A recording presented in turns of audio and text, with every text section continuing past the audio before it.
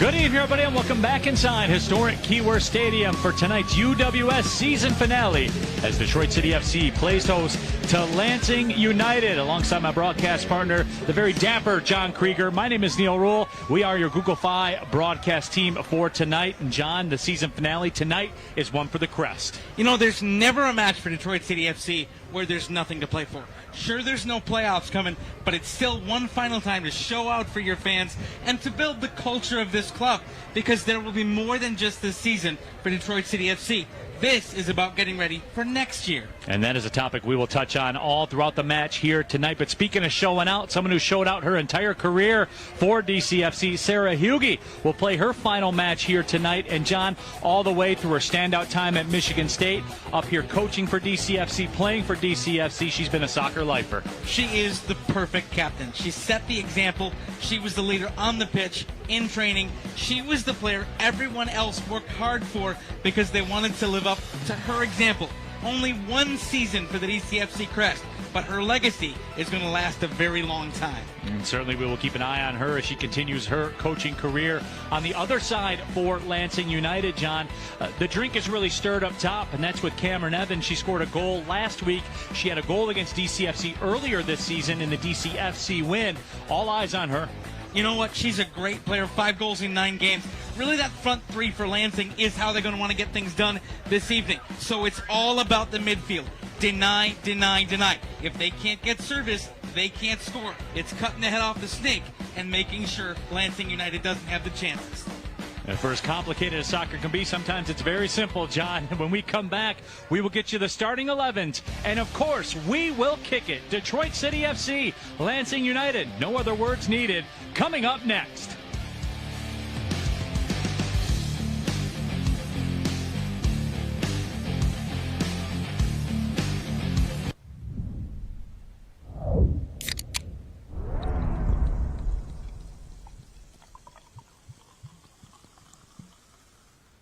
Chevy is America's fastest growing full-line brand, and people are taking it everywhere. Taking Trailblazer outdoors, confidently taking on new places with Equinox, and taking on more with Silverado.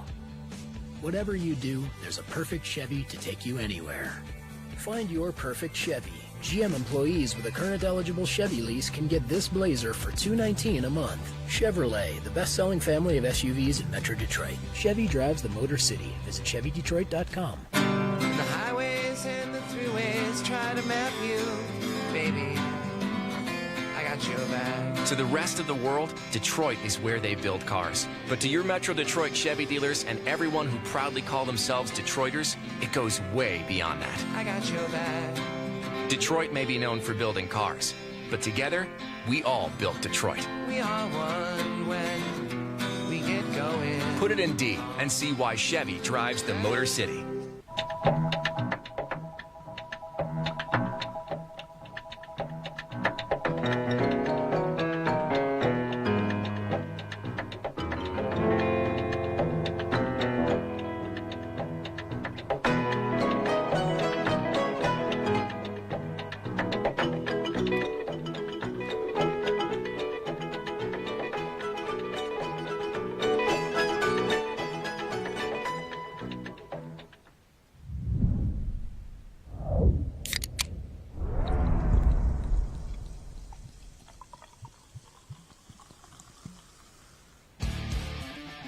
Detroit City FC Soccer is presented by Google Fi, a different kind of phone plan. By your Metro Detroit Chevy dealer. Chevy drives the Motor City. And by Ally. Start saving for what matters to you at Ally.com.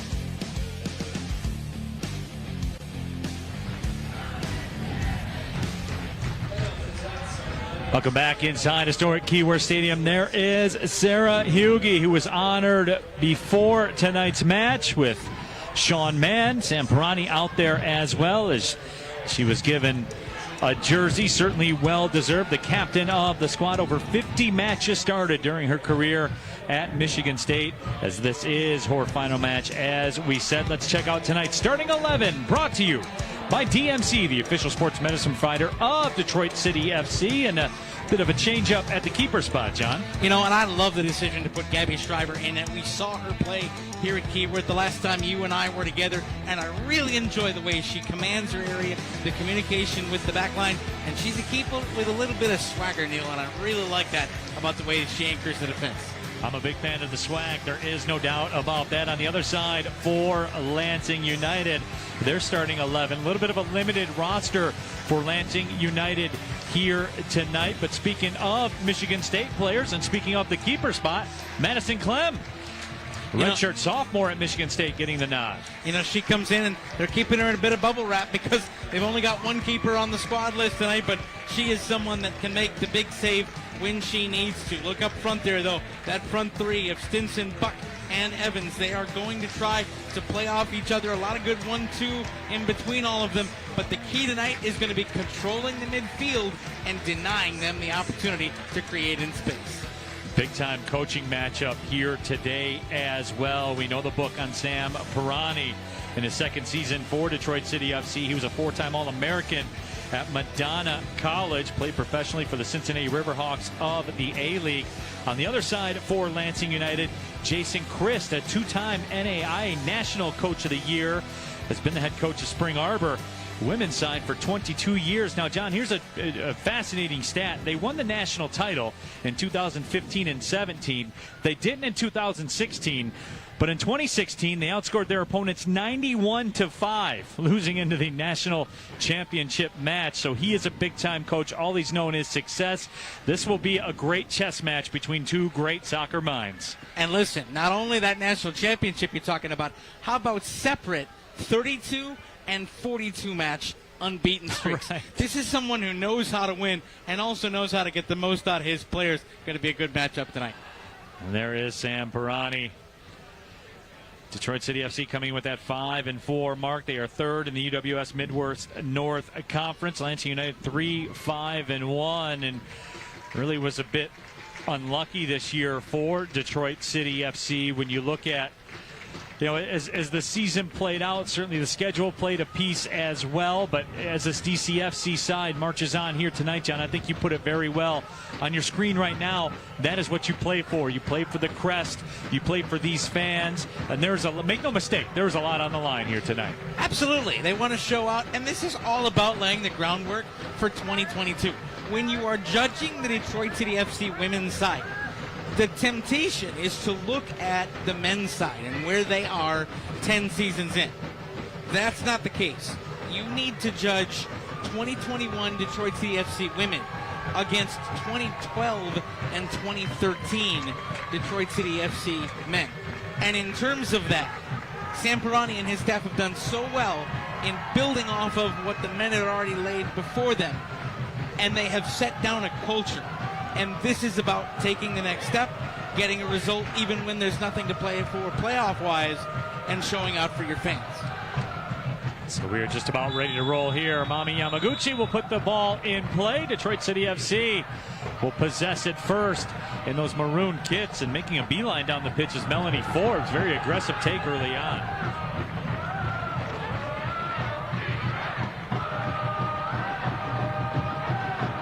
Lansing United on the other side. Here is Cam Evans that we talked about. Nice move through by Cam Evans. Certainly a factor as the smoke pours out of the Northern Guard supporters section. She moved rather easily through the defense there, Neil. Sam Pirani won't like that. And that ball trickles over the line. A goal kick coming up for Gabby Shriver. First minute of the match. Perfect night for soccer. Really a perfect night to do anything outdoors. Opening kick temperature right about 75 degrees. Not a ton of humidity in the air. It hasn't rained, which is newsworthy. But it's supposed to tomorrow, of course. You're going to jinx it, partner. Well, I mean, that's happening tomorrow. That's got nothing to do with me. Rachel Philpotts attempting to defend. Lansing United with the possession. Ball sent back up top. Mami Yamaguchi will touch it away. Yamaguchi played for the Japanese national team. Played her college soccer at Florida State. She was the top player in the country.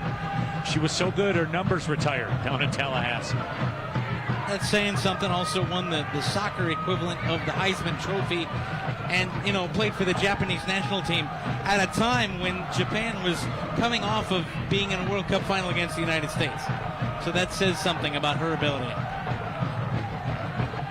This portion of tonight's Watch City broadcast brought to you by DMC, the official sports medicine provider of Detroit City FC. Neil Rule, John Krieger with you. We are your Google 5 broadcast team. Wherever you're watching around the state of Michigan, good to have you with us. And if you're in the state of Michigan, chances are you're watching us here tonight. Matches available in over 8 million homes in the state. As this crest continues to grow and grow. Yes, Clem punts it down the pitch. It's not often, Neil, that I will say that one of the huge keys to the match is the first 15 minutes of the match, but that is the case tonight here for Detroit City FC. They have a nasty habit of conceding early goals here at Keyworth Stadium. Not something that Detroit City FC is known for, especially at home. And they want to at least get through either with a lead or at 0-0 to that 15-20 minute mark to be able to see where they are in a match. And so staying competitive early is going to be key. Here comes Lansing United up the right side. There's Cam Evans again. She's done it now on the left side and the right side. Makes a move, heavy with the touch. Ball played out. But John, early on here, Lansing United with some good attack, and Cam Evans has been as advertised. Pretty good move to get around a defender, set up a situation where they get the throw. Sarah Hughey will boom it out of harm's way. And you said it, partner, booming out of harm's way. One of the things Sam Perroni will be looking for tonight, he says that in some of the losses this year for Detroit City FC, they've been too cute at the back. Trying to play, trying to get cute, trying to play out from the back. And while that's great for playing attacking football, there have been mistakes, and they've led to goals. Sometimes you just got to get it away from here, and that's about clearing your lines. Long service up ahead, looking for Kenna White. Kenna White gets on the end of it. The shot trickles just wide of the right post. But Kenna White on the counter nearly struck gold. And 1v2 as well. Able to beat two defenders and worm her way through. Nice job, beats one defender, tracks it down. Look at that little turn, that little shoulder turn, kind of shimmies around the defender and able to take the shot, just dragged the foot a little wide. Kenna White plays her college soccer at Bowling Green. Was an all-region player in college, played 92 minutes against Ole Miss in the NCAA tournament. She struck for a goal earlier this year in the win over Lansing United. Here comes DCFC again. Forbes with a shot. The stop is made by Madison Clem. These two teams played back on May 23rd. That was a 6-1 DCFC win over Lansing United.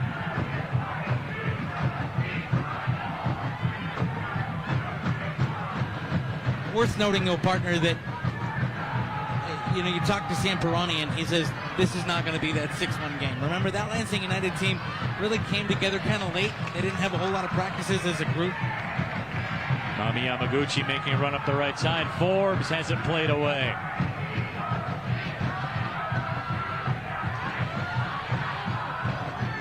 Good recovery by Natalie Graff. Look at the effort to track that down. The run early for Lansing United there. Natalie Graff plays college soccer at Valparaiso. She started 17 matches as a freshman, more than 1,500 minutes. And John, you know this. In college, you're a college coach. Your career's on the line. Your paycheck is on the line. When a freshman comes in, plays over 1,500 minutes, starts 17 matches, that's trust. It absolutely is. In all my time working with college coaches, they say one of the toughest things to do with young players is realize their brains are not fully developed. They're still learning as players. So if you're going to put your paycheck in the hands of an 18-year-old, that says something. My wife would say I'm in the same boat, that my brain is not fully developed yet. You know what? She may be right. I'm going to let your wife have that opinion. I'm staying clear of that one, my friend. Here comes DCFC up the right side. I'm pretty confident, though, that she would share that opinion. We'll have to see. We'll have to ask her one time. I have more confidence in you. I would hitch my wagon to Neil. Kaylee Buck has it taken away. They will send it back to Shriver.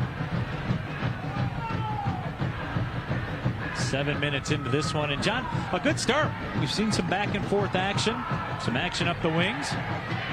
City needs, I think, a little more ball control. Both these teams want to control the ball. City hasn't had a whole lot of possession.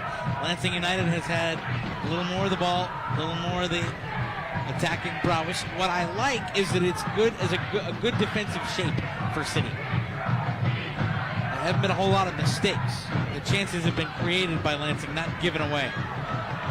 Here comes City again, looking for another counter. Beautiful build-up. Mami Yamaguchi tried to play it ahead. Knocking it down was Becca Mindling. Oh, partner, that's a Mami Yamaguchi special. That was 1v2, created the mistake, flip the field now. Now take the possession.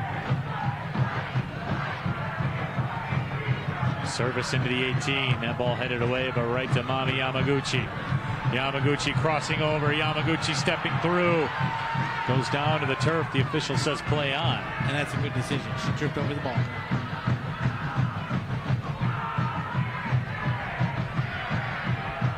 Here comes Lansing United now. Alexis Mitchell plays for the University of South Dakota. Real quick, John. University of South Dakota. Nickname. Jackrabbits? No, it's not South Dakota State. The Coyotes. Okay. Hey, at least I got you were in the right state. In the right state. You were. I'll give you marks for that.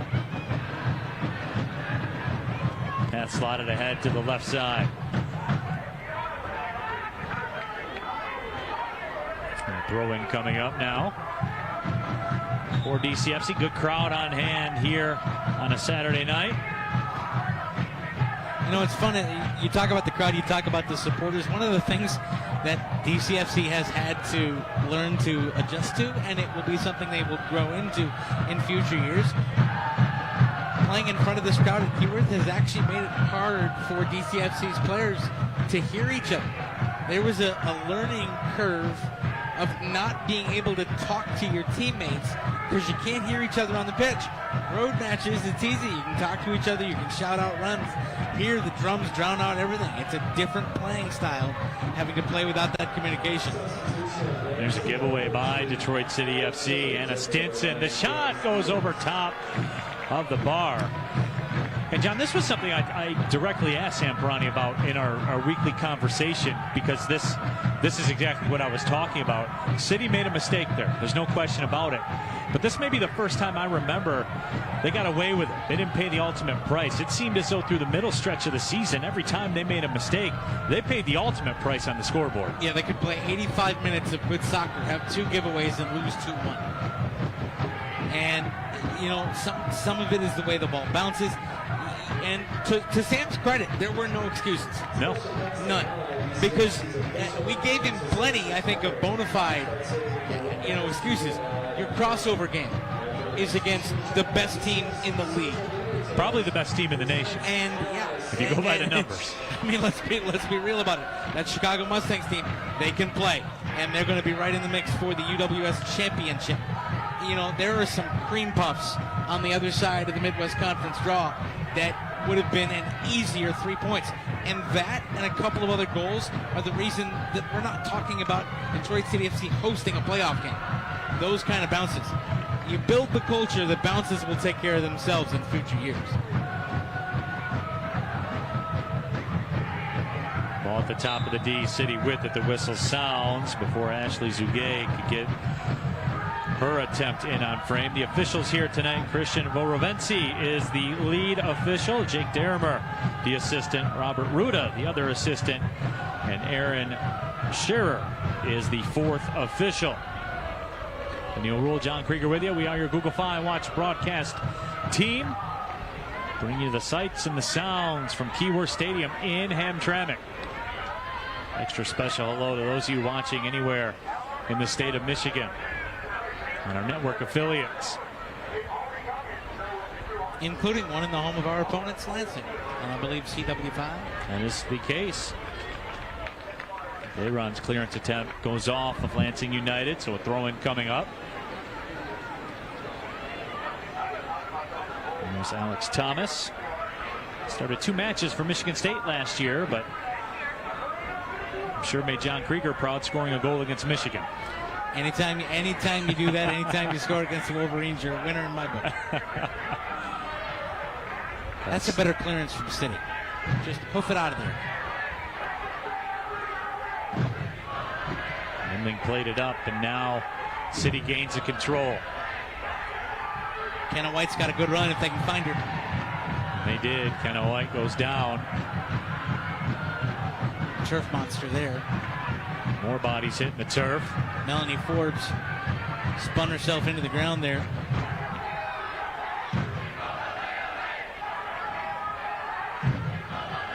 Pass up ahead for Hughie.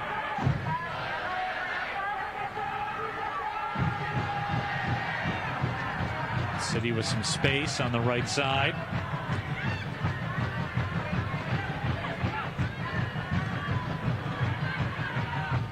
Back and forth over midfield it goes.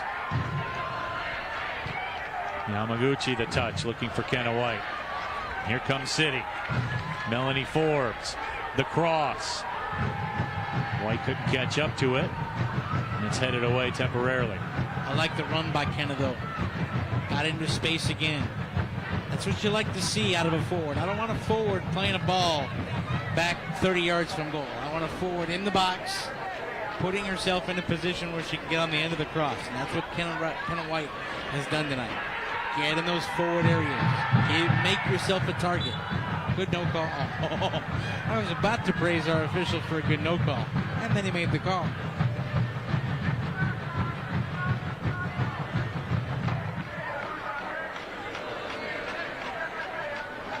Interesting defensive shape here early for City, Neal. A lot of time this season, Sam Perani has let the back three kind of fend for itself, trusting him. He's put an extra defensive body in front of that back three, really respecting Lansing's three up front. And cross sent into the box. It's played away. Mami Yamaguchi will flick it ahead.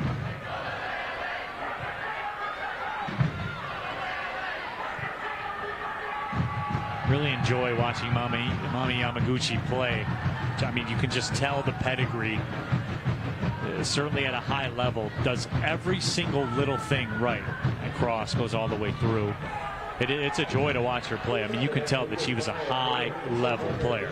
You know, we've had 2 of those players here. Last year it was Sid Blomqvist. Right. And then this year it's Mami. You can see the difference. There is a level you ascend to when you are that professional player, where it's just top to bottom, the way you carry yourself.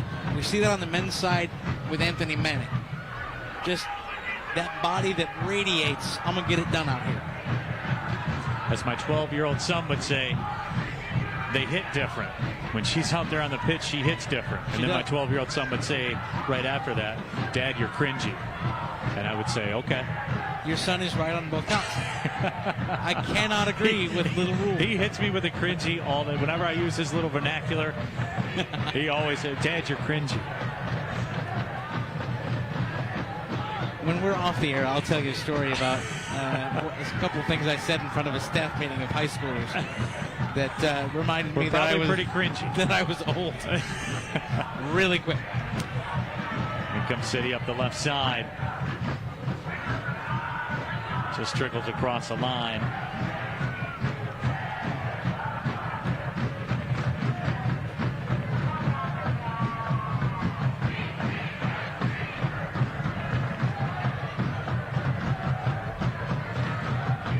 City really has seemed to stabilize some possession. And they will get another throw-in as we really settle into this match. That's exactly. We're 16 minutes in, and Detroit City FC is already winning by half a goal because they haven't conceded. And that already is off the script of what we've seen a lot of time at Keyworth Stadium so far this year. They've had good defensive shape. There have been runs against them, but they've survived it. They haven't gotten too cute. They've only had one little error, and they weren't punished for it.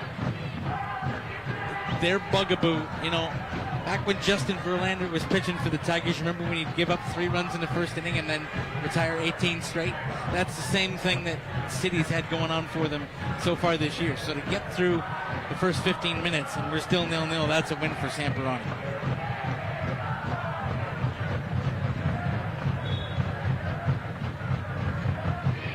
So throw-in coming up for City. And again, John, they look to have asserted themselves here over the course of the last 4 or 5 minutes.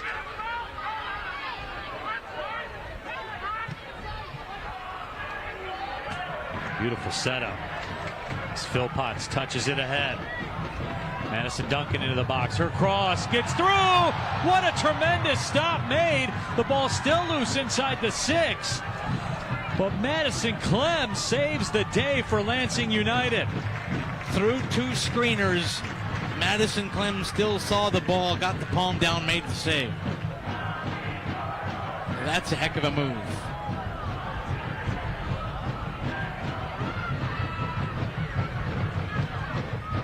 Here comes City again. Some miscommunication there. Yamaguchi didn't step up for it. But DCFC really turning up the heat the last few minutes. So much better in midfield right now. Cutting off the angles, not allowing passes forward, really shutting down lanes of attack. Stenson drops it off towards the middle.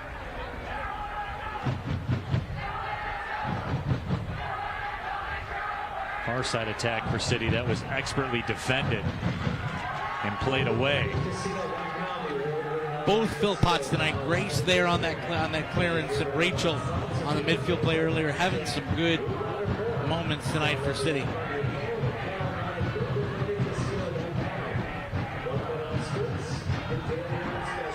Corner incoming now for Lansing United.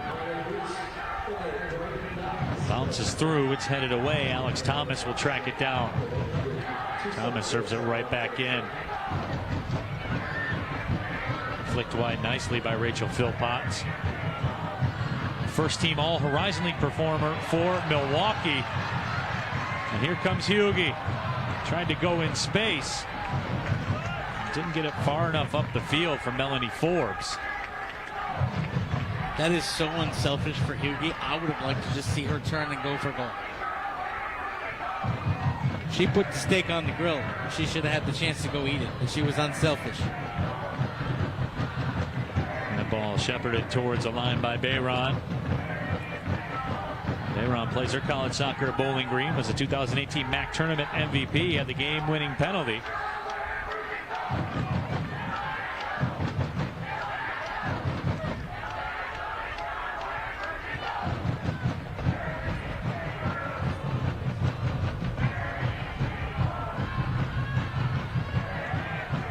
Detroit City FC, for the first time since a home opener, John, as you talked about a little bit earlier, not conceding in the first 20 minutes of a match.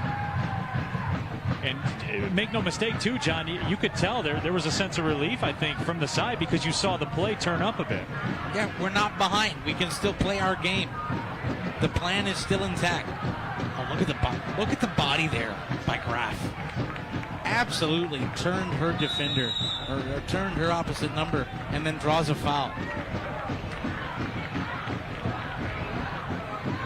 Great move there by Natalie Graf, the Valparaiso product. Restart coming up here for Detroit City.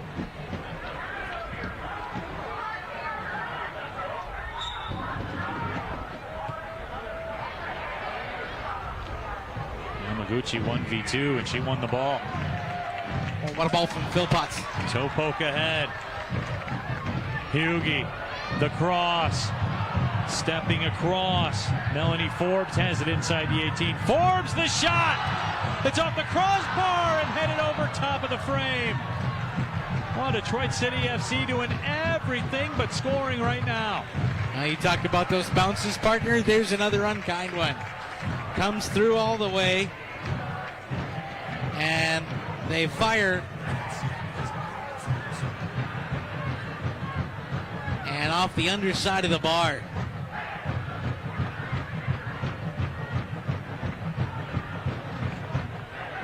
Well, I thought for sure that had crossed the line. Unfortunately, no VAR at this level. Right. No goal line technology either. Boy, Philpott's having a game so far. That's 3 straight really good balls through the midfield for her. She's early contender for woman of the match. Madison Duncan finds Yamaguchi. Yamaguchi still with it. Wide to Kenna White. White will win a corner as her cross is played off. But DCFC, John, over the course of the last 10 minutes, really tilting the pitch, getting quality chances. Dominant. Rachel Philpotts and Mami Yamaguchi have decided they are not going to lose this game, and they are going to own midfield. Better balls up both wings and through the middle. Good physical play, helping flip the possession script. Low line for Lansing here, allows for a runner if they want it. Curl towards the back post, that's headed down. Header goes just wide by Melanie Forbes. Beautifully set up by Bayron. Good position by Forbes, didn't get the header she wanted on it. You want to turn that in on goal, she caught it off the side of the head.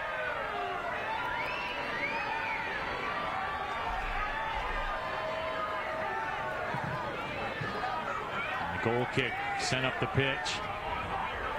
Lansing United very fortunate to not be trailing in this match right now. City's caught a crossbar. Trickled a few just wide of the post. And you know, credit for Samperani for putting Philpotts in front. I think that positioning and that formation has really allowed City's defensive players to play with freedom, and the attacking mids to really not have to worry too much about the defensive side of things. That's a really good move. This portion of our Watch City broadcast brought to you by your Metro Detroit Chevy dealers. Tonight's Chevy Dealer Youth Club of the Match is Detroit City FC Downriver 09-10 Rouge, coached by Joel Putek. Michigan Soccer Classic finalist, and help the community and our club by cleaning up trash around Heritage Park in Taylor. Well done, everybody. That ball labeled to the corner, and it's in the back of the net.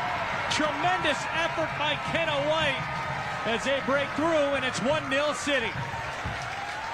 Well, the goal was coming, Neil. The goal is well deserved. What a ball through to Kenna, and a little flick over the keeper. And I think it was Hugie, Sarah Hugie, that was able to put it past. And she goes and celebrates with the Northern Guard. So City takes the lead. And the smoke pours out of the Northern Guard supporter section. It's the first time since the opener, Neil, that City has led in the first half in a match.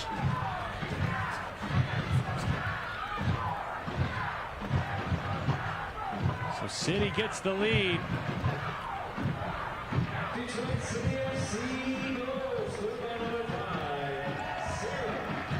And how about a storybook night for Sarah Hugie? Someone has given her soul to this club.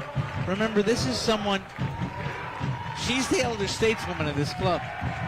And when we talked about the decision for her to make it her last game, it wasn't that she doesn't want to play. She told Samperani, I got nothing left in the tank. I'm an adult. I have there's a life outside of this. I'm coaching. I can't do this and play at the level I want to and represent the crest, so I'm going to do other things. And on her swan song night, she scores the opener. That's the stuff, well, of City legends. So Sarah Hugie in the books with the goal. As the smoke comes across the pitch, as you see, the wind has shifted a little bit. Ripe for a smoke delay. Even, you know what, even the free kicks, Neil, have more intent. This is a different City side. You know, when Sam Perroni said, you know, he talked about training in the lead up to this match. And he said, we know there's nothing to play for, but my team still has spirit. And it doesn't matter that we can't qualify for the playoffs. We want to go out and win this because that's what we do here. And the mood's been lighter, and you can see this team is playing for each other, for the crest, for the fans. And they're playing with the kind of freedom of movement that Sam wants his teams to have.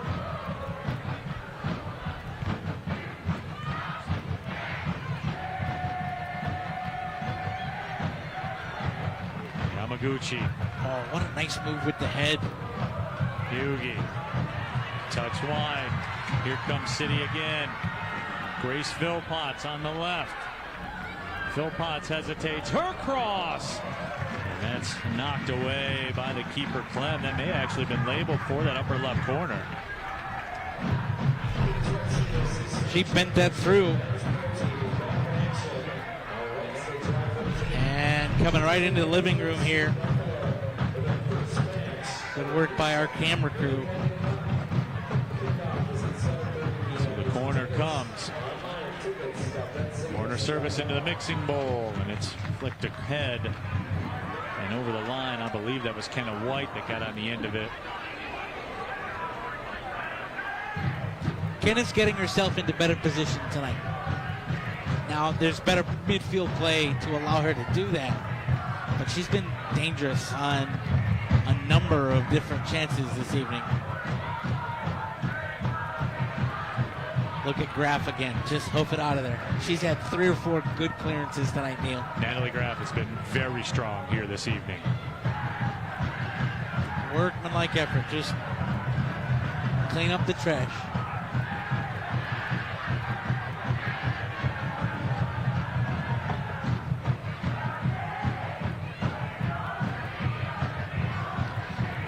On the right side, here's Madison Duncan.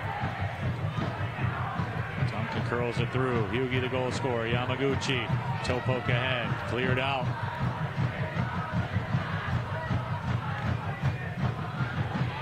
City so dangerous offensively. Aaron plays it towards the line and over. Lansing needs some possession here. They need 5 or 6 minutes of time on the ball. City doesn't want to let them, but ever since the first, about the 11-minute mark, Lansing has had no possession to speak of. We're going on about 18 minutes of sustained City control.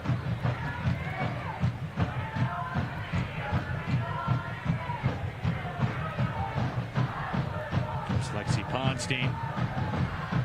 These are college soccer at Spring Arbor. 15 goals, 14 assists the last 2 seasons. Ponstein had a goal last week against Muskegon. Lansing United coming in off a 4-0 win over Muskegon.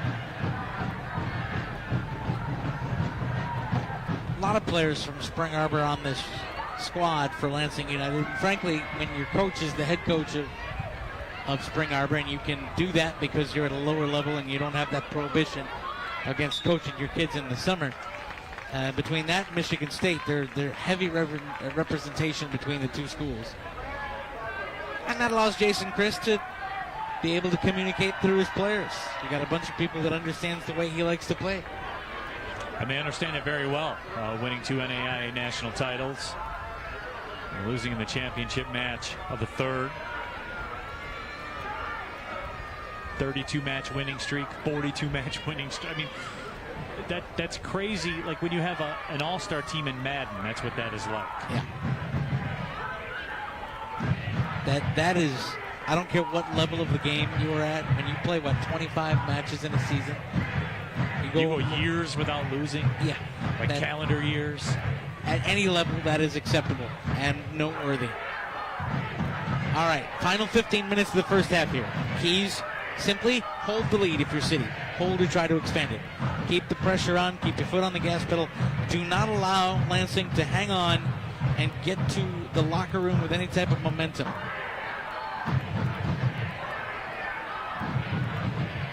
Madison Duncan. Inside the 18, Duncan stepped over the ball. Now Lansing United looking for a counter. Cam Evans, she's dangerous in her own right. Working 1v2, and again stepping up is Bayron to close the door. Bayron and Graf. It is a testament to City's midfield that it is only Evans up top. Remember, they started with the front three, and all three got touches. Now it's just Evans up top. And she has been neutralized by Barron and Graf. And John, the City pressure is what really changed the story, because we saw coming out, Jason Chris, they were looking to attack. They were looking to do some things. And City had dangerous chance after dangerous chance, and Chris was left with no choice but to alter the strategy. Yeah, had to drop people back. Corner served in, headed down and wide. This is a dangerous moment for City. You're going to get the goal kick here if Lansing gets possession again. You know, they're going to try to set up, 2 or 3 minutes of time on the ball. City need to make sure next couple of minutes here, it's all about possession and retaking that authority in midfield and flipping the field again to your half of things. Nice job to settle the ball down right there. Just hold it up. Give it back to Philpott, who's been so good on the ball today. Let her distribute. Just reassert authority. Oh, nice move by Duncan. And smart. Just keep possession. Although I think that ball ran a little bit on her. Here's Bayron with it. Played along the line.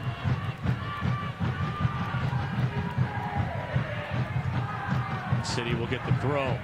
And that's, Neil, that's a perfect job of what we were talking about, just reasserting that authority. And by the way, that you remember the City started the game, and I talked about the fact that they had a back four with Philpotts in front. Well, now, or back three with Philpotts in front. Now you've seen a couple of the defenders creep a little further forward. Philpott's still there in that kind of holding role in front, but they're just, with the added possession in midfield, just creeping forward, adding that extra body. And that's what Lansing going from a front three to a front one will allow you to do when you trust in Graf and Barron to neutralize Evans.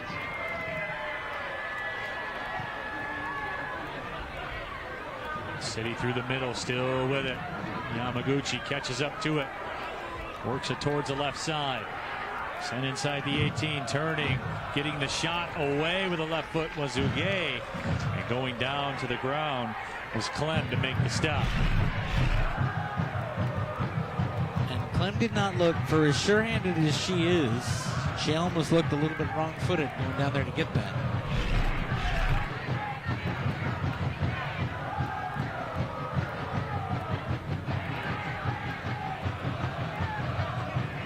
Clem has been under heavy duress here in this first half.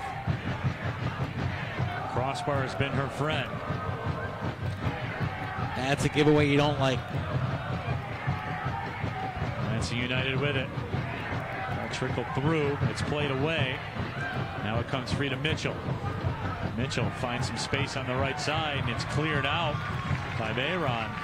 But again, though, John, Detroit City FC able to get away with a mistake that time. A couple bobbles there, but a much better job. Didn't get too cute. That mistake happened when City got too cute at the back. We talked about it. You don't want to get cute. You want to get it out of there. They got cute. They got caught. But Barron came back and made the play they needed. That ball was loose for a moment. And again, City dodges another bullet. Hughie will chase. A nice ball sent up by Clem. And will find the mark. Buck to the middle. That shot will trickle wide. Mitchell didn't get all of it. I didn't catch that pier at all. Scuffed her lines a little bit. Look at the eyes. Look at Shriver's eyes as she gets ready just to set up. That's a goal kick. And this is a kid that is already with this goal kick, even in prepping her shin pads. She's looking at her distribution options. This is why I love the way this kid plays keeper. She is a cerebral player. And dropped a dime up ahead to Philpott. And it started the attack because here comes City. Space on the left. Philpott across, and Kenna White couldn't quite catch up to it. If Kenna gets there, it's Kenna's goal. It should be Gabby Shriver's. She sat there, took the extra 2 seconds, adjusting her shin pads over the ball, and dropped the dime in, and City just absolutely turned on it. That started from Gabby Shriver looking where to put that ball and start the attack.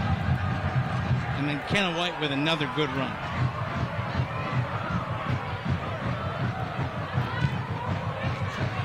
City with the takeaway again. Wesson Duncan plays it back now. Lansing United hungry for a counter. Here's Evans. Evans taking off the ball. City across the line. This portion of tonight's broadcast brought to you by DCFC's official financial services partner, Ally. Start saving for what matters to you at ally.com. Evans has been a non-factor in the last 25 minutes. Kenna White has been a factor, and she has it with space. Now it was taken away from Forbes.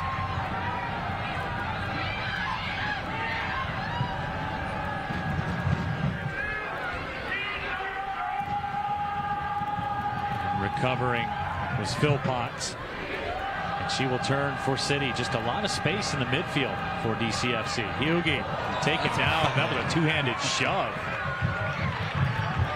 There are other nights that might have produced some plastic. You know,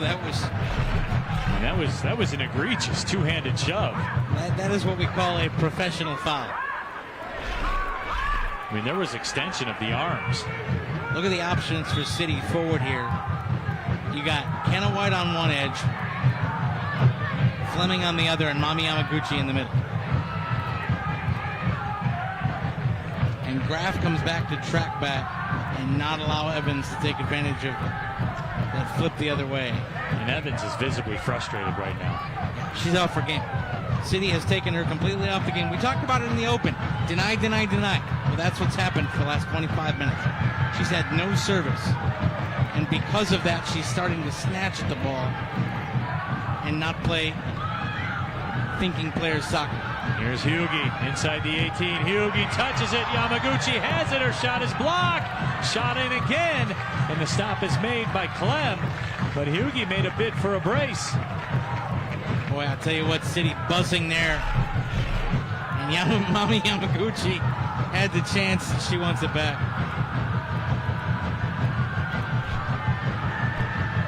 Here's City again. Making a move. Dunk into the middle.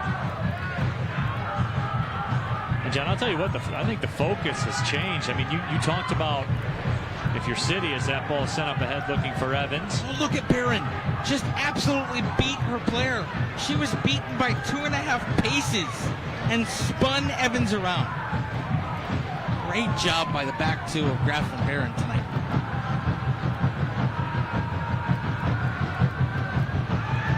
But John, as I was saying, I mean, if you look at it, certainly the goal that you were talking about is you don't want to let Lansing United level with you here going into halftime. I think that script is flipped a little bit right now. I think if you're Lansing United and they offered up 1-0 in the locker room, you'd go to the locker room right now. Oh, they'd bite your hand off. Right. Yeah, absolutely. City has the opportunity in the last 5 minutes here to really put a stranglehold on this match. Yamaguchi slots ahead. Kenna White in the vicinity. There will be a corner coming up for Detroit City. And John, I'm telling you, man, Detroit City FC is getting a lot of kicks at the can here. I mean, how much longer can you continue to give up corners, to give up possession, to give up the wings before you pay the price? You can't. And by the way, that was an all-world play by Kenna White because there was no way she was going to be able to control that ball in the artificial turf, but she got enough on it to get the corner. Ball sent into the mixing bowl, and it's headed just wide of the frame. Oh, Clem made the keeper mistake, partner. If you're going to come, you best not miss. And she came to the ball, and she missed. And she got lucky that the header wasn't on target.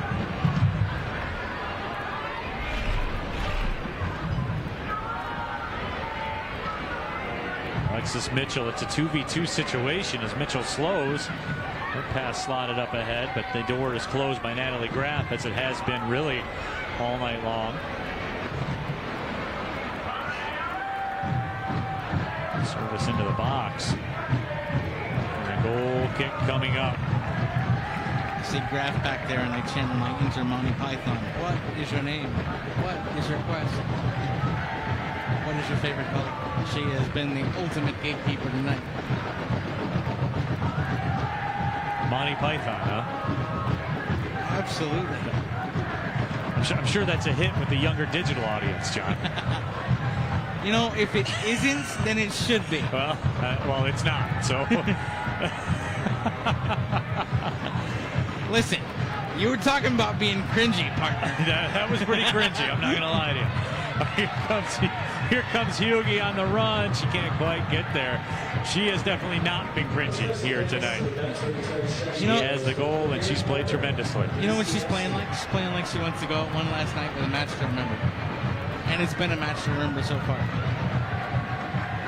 Yamaguchi through the middle. Beautiful ball. The shot. And the goal is scored. Melanie Forbes. Off a beautiful assist by Mami Yamaguchi. That was a big-time play. That was a big-time finish. That was a buttery through ball by Mami Yamaguchi. Put it on the plate. And Forbes did not miss. Boy, that was absolutely perfect. Split 3 players. Put it out there in front, right in the hot zone.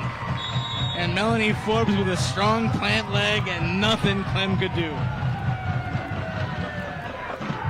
City gets that second goal that we talked about right before the halftime break.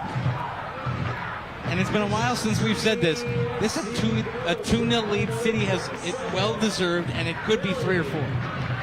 Lansing United is probably lucky it is not 3 or 4, based on the last 25 minutes. How about some of these runs, too, by City? Kenna White, Forbes, making the defenders choose which runner to mark. Feathery touch. And look at Yamaguchi, 1v3. She loses there. She waited too long, but City keeps possession. Neil, that's been the biggest difference tonight. City has been so much better on the ball, so much better in possession, so much better working as a team, moving forward. They haven't been disjointed. You and I talked about in some of those losses that we called earlier this year, they were half a yard off. They're not half a yard off tonight. They're right on the money. And the scoreline dictates it.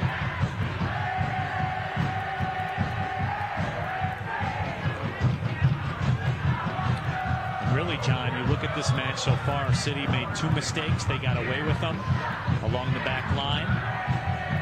And even with that being said, Lansing United very fortunate right now. DCFC has just 2 goals, as there will be 1 minute of stoppage time. City very well, John, could have 4 or 5 goals. You can make a very easy case for that. No question. You know, it's interesting, partner, as Lansing comes in. Good catch by Schreiber. That's a hard ball for Schreiber to see. Especially through the smoke. Yep, absolutely. Hey. Gray ball coming through the smoke. You know, you and I talked about it, and our crew had it on your screen at about the 20-minute mark. First time since the opener that City hadn't conceded in the first 20 minutes. I don't know about you, but I saw a weight come off of this team's shoulders when that didn't happen. When they got through 15 or 20, and it was still at 0, and they could still go out and play to the plan they had trained for, not the one they had to adjust to. It made a difference, and they were off and running from there. Long chip attempt over top of the frame. This should just about take up the rest of the stoppage time. I'd imagine when Schreiber puts the boot to it, you will hear the whistle.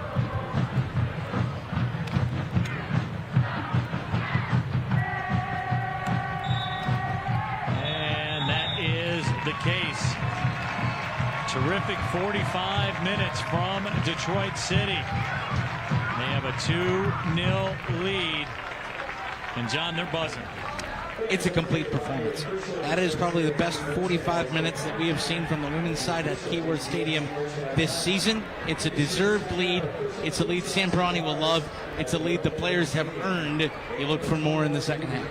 Well, speaking of earned, when we come back, we will revisit what happened last weekend here at historic Keyworth Stadium. Of course, the men's side winning the NISA championship. We'll recap that for you and more. 45 minutes in the books. 2-0, City with a lead. We'll be right back with more. This is Detroit City FC Soccer.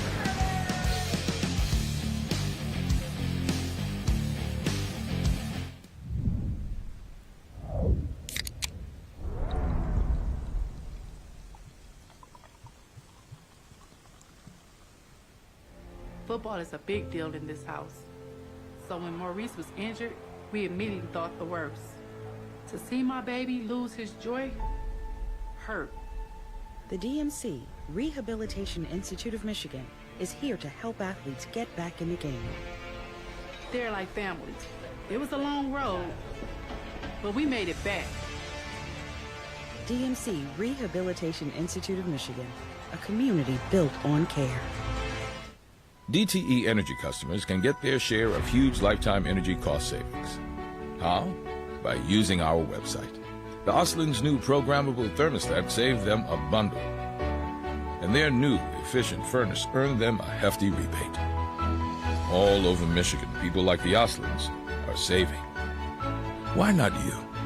There are always new ways to save at dteenergy.com/saveenergy. DTE Energy. To play with that crest on your chest is something special, and it's something that they can never take for granted. You know you have to represent a lot more when you put on the kit than if you're just putting on a kit for 22 guys versus 8,000 in the stadium. We are a family, we're a football club. The community is such a big piece of this. I know that there's so many clubs all over the world, but Detroit City just touches a lot different.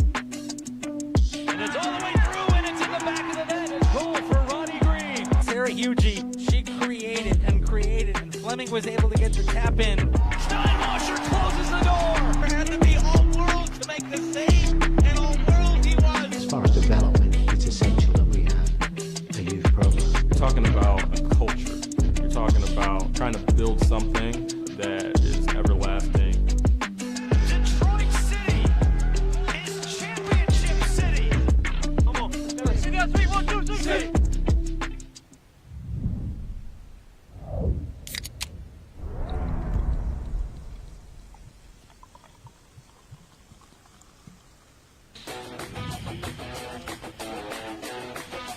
Welcome back inside historic Keyworth Stadium. Detroit City FC and Lansing United UWS soccer action. Now, last week it was all on the line here in Hamtramck. Detroit City FC and the LA Force on the men's side.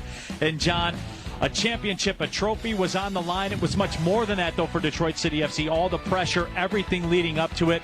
They needed a win, and they delivered. They did. Fair or unfair, there was a lot made in the week leading up to the match about the fact that the city of Detroit hadn't had a professional team win a championship in a long time.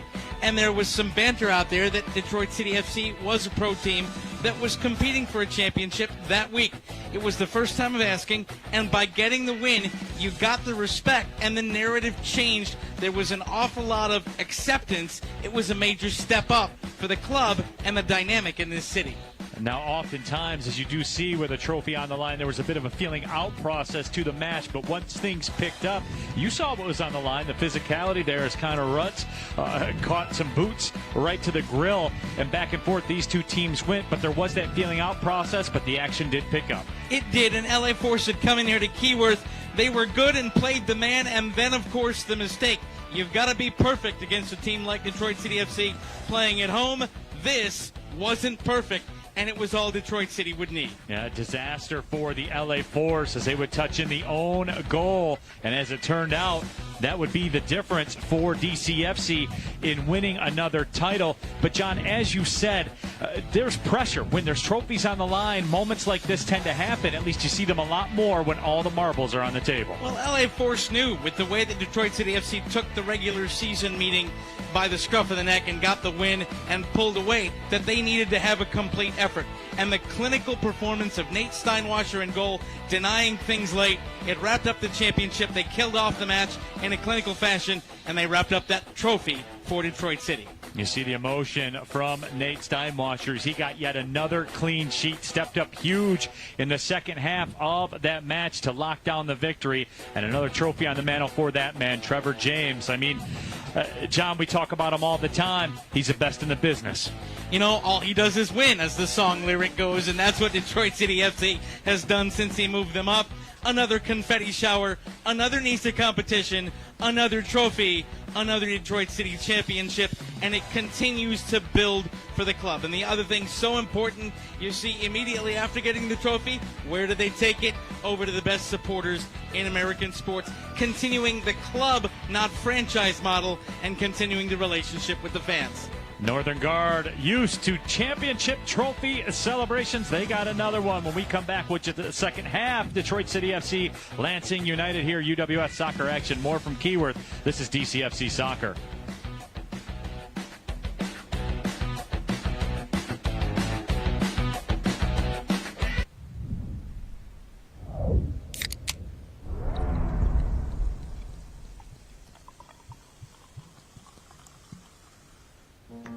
Goodbye endless spam calls. Hello to a phone plan with built-in spam blocking. See you later, networks that are unsafe. Hello built-in VPN. Now the networks I join are private. So long, hackers and trackers finding my personal information. Hello to a phone plan that keeps me safe and secure. Goodbye everything you can. Hello Google Fi, a phone plan that can. S3's actions speak much louder than words. Others have been paying lip service or writing press releases. We've engaged with our community with boots on the ground. Always helping everyone we can. S3 has always supported our communities. We have impacted more than 50 in our time. We also bring people together in amazing ways. We hire for talent and character. And then we teach new skills and coach professional development. 50% of our leadership team are women. 30% of our leadership are from diverse backgrounds. Who cares about this? We care. All around the world, from Lithuania to Cuba to the USA. We celebrate diversity and human rights. 95% of our team were hired to do a job that they've never done before. 90% of them have grown into different roles than the one we hired them to do. And 60% of us are military veterans, military spouses, and affiliates. At S3, this is how we do business, and it works. Are we for everyone? No. We've turned down business from companies whose principles don't align with ours. We are a cutting-edge IT solutions corporation with a heart. We're S3. Thank you.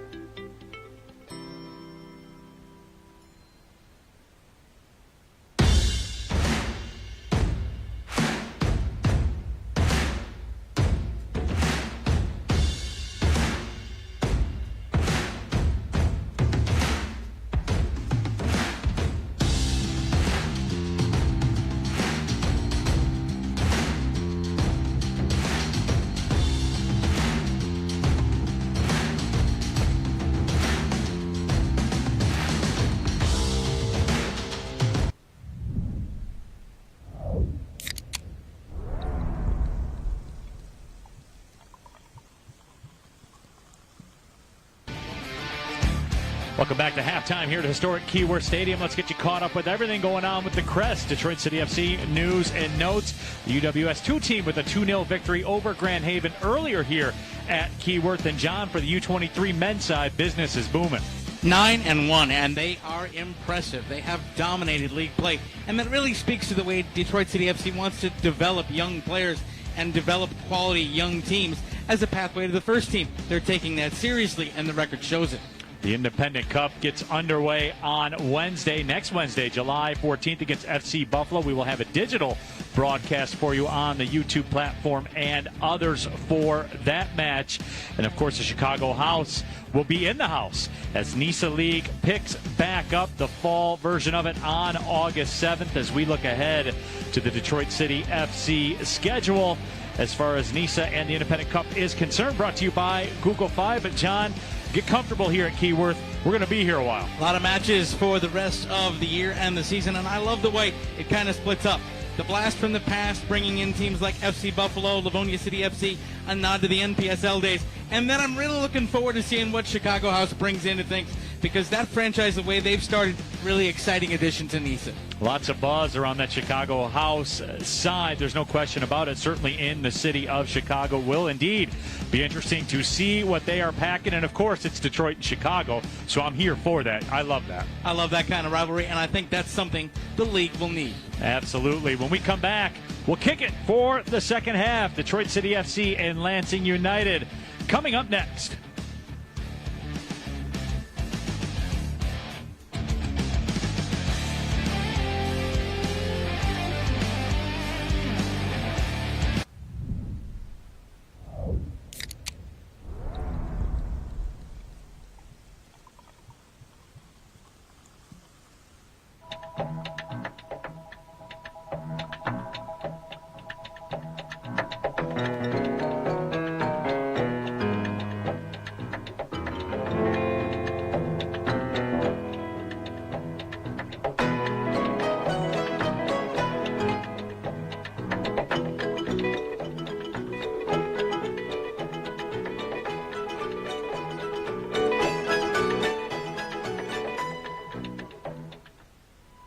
DTE's natural gas is a lot more than just an energy source.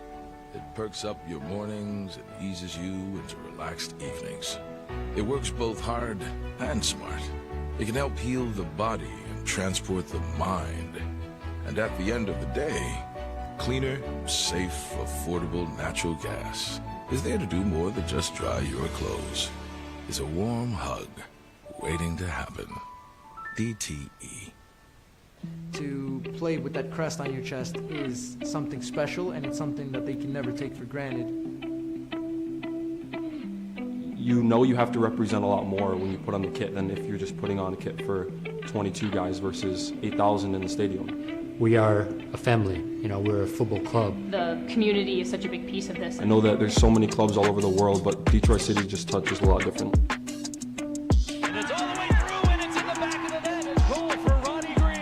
Hugie, she created, and Fleming was able to get the tap in. Steinwasser closes the door. There had to be all-world to make the save, and all-world he was. As far as development, it's essential that we have a youth program. You're talking about a culture.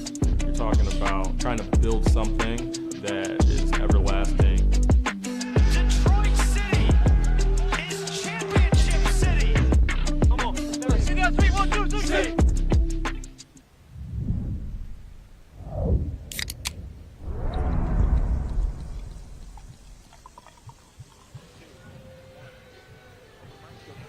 Welcome back inside Keyworth Stadium. Very pleasing first 45 minutes for DCFC fans as they have the 2-0 lead over Lansing United. Neil Rule, John Krieger, back with you. And John, probably the best 45-minute we've seen, really, from Detroit City FC here at Keyworth. Authoritative, complete, and dominant. Plain and simple. The first half was a tale of two halves. The first 20 minutes, City survived. And then when they didn't concede, they were able to put it into drive. And the second 25 minutes was all Detroit City FC. It's the football Sam Pirani has wanted to play all season long. And in the home finale, he got his wish. Not only did they put it in drive, they put it in cruise control in the second part of that first half. And let's check out the highlights and see how they got this 2-0 lead.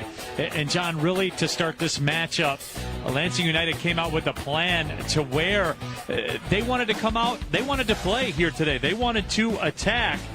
But maybe they paid for that a little bit, John. There was a lot of space out there for Detroit City FC to work with, and they took advantage. And that allowed Ken White and Sarah Hughey to get involved. And Sarah Hughey, playing in their city finale, gets the opener and goes to celebrate with the Northern Guard. And then the buttery through ball from Mami Yamaguchi. And Caroline Fleming does not miss. When you put it on a plate, a striker's going to eat. And that's a buffet for Caroline Fleming. It's been all-you-can-eat buffet so far for DCFC here against Lansing United. They have the 2-0 lead. They could have had more. A header that went over top of the bar, a post that was nearly missed as well. So, again, Detroit City FC in overdrive. And, John, this will be a big first 10 minutes. As you like to say all the time, come out, get that third goal, and you could break the back of the opponent. Put it to bed. Listen, 2-goal leads are hard to defend. You want to go out there. The opponent has had a halftime team talk. They've had a chance to regroup a little bit. You want to play pressure attacking football. This game changed, Neil, when all of a sudden Lansing United went from a front three to a front one. They got scared of the space that City had on the ball, so they wanted to correct it. The problem is then Cam Evans had no help. She had no help. She got frustrated. That allowed City to dominate possession. Keep that up. Keep doing it. Get a third.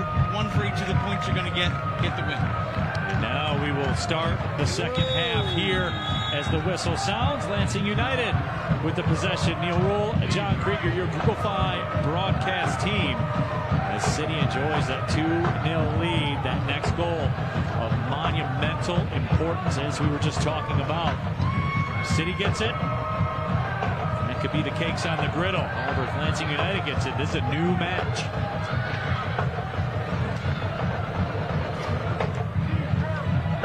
There's an early attempt from Lansing United that is grabbed. Gabby Schreiber. By the way, lost in all the attacking prowess, Neil, plain and simple. Gabby Schreiber had a good half as well. She was asked to make a couple of early saves, had a couple of early catches. She did. And she was part of the second goal setup with a great distribution to get it forward. She's done that a couple of times, John, and I'm such a big fan as we get a look at Sam Pirani. I'm such a big fan of the keeper starting the attack. It's very underrated in my eyes. It's something that can really change the complexion of a match. When you have a keeper that's capable of that, you can jump back into a match. You know, it started as the keeper, Clem, has to come out and get involved.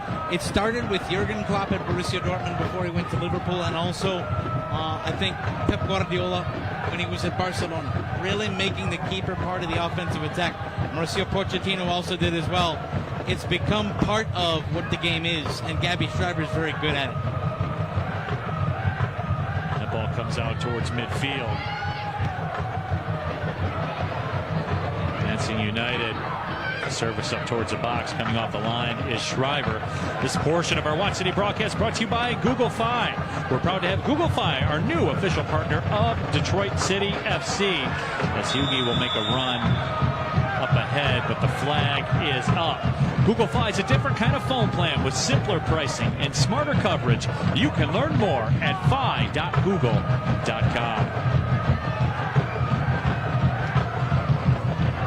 Northern Guard on rhythm as the DCFC attack has been here tonight. Looking at the shape, Neil, it appears Lansing United have listened to us. There's now a second attacker up front trying to help out Evans. She hasn't been able to get service, but at least formationally, they're trying to give a little more help up top. They haven't committed to the full front three, but see, then they lose possession and two of those players go away. You can't leave her out to dry like that. Here's Cam Evans, gives it a lash and sends it over top of the bar. But John, I was just going to talk about that initially it had that vibe, right, where Lansing United were making an effort to move forward. And we saw them bear the fruit of that in the first minute here of the second half. They had some possession, they had an attack. And then again, John, falling back right now. They lose the ball and they fall back. And you know what it is, Neil? Plain and simple, this is where 6-1 back in the early part of the season hurts them. You know, when we talked with Sam Pirani, what he promised us, he said, this is a better Lansing team. You got to watch out for them. It's not going to be 6-1 again. But that doesn't mean that 6-1 isn't in the mind of your opponent when they see space. Plays it over the line. That's a giveaway by Lansing United. Yamaguchi through the middle. Ball Ball's repossessed by Anna Stinson. I love that Hughie's sitting up top right now. And I think I am, will you forgive me, partner, if I openly say that I'm rooting for her to get a brace? I would love for her. I would love for her. I think every single person in attendance here at Keyworth stands 16 players in white, light blue, and red kits in their coaching staff. Everybody else would agree with me. Is with you. There's Mami Yamaguchi into the 18, triple teamed, and finally it's poked away from her, but he will keep the possession. How much respect for the balls she was able to deliver in the first half is that? Three players collapsing on her. World class. Because as we said, she's a world class player, literally. Another throw-in coming up for City. Kenna White will toss it in. Strangely though, if I had a vote, and that's a nice, they're gonna play on. I was gonna say that was a nice job to draw a foul, but our referee has a different idea. You know, for all of the good that Sarah Hebe has done, and she would probably be the leader in the woman of the match clubhouse right now, I would think, for storyboard purposes. She was a heavy favorite coming in, and then she scored under the radar. Grace Philpotts, or rather, I should say Rachel Philpotts. 25 tonight. She was a large part of the sustained possession early that I think forced Lansing United back into the turtle shell and got them to abandon the front three. City knocking at the door here with another corner.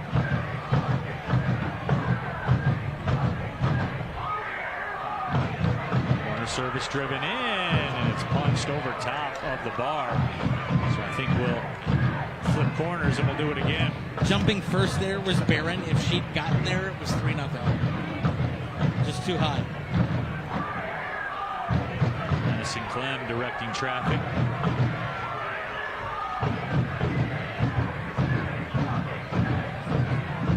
Here comes a corner service again. Headed up towards the 6 and headed up over the bar. So City dangerous again. They keep throwing it in the mixing bowl, and it's going to happen again. They again look the more dominant team. It isn't 6-1, but it's just as authoritative. Oh, get ready for the ovation here. Sarah Hebe's about to come off. She's going to get a roar. Standing ovation here as the fans get on their feet. Sarah Hughie comes off with a goal in tow, and Samparani gives her a hug. That's the way to finish, young lady. And I can say that because she's younger than I am. Christina Torres comes in.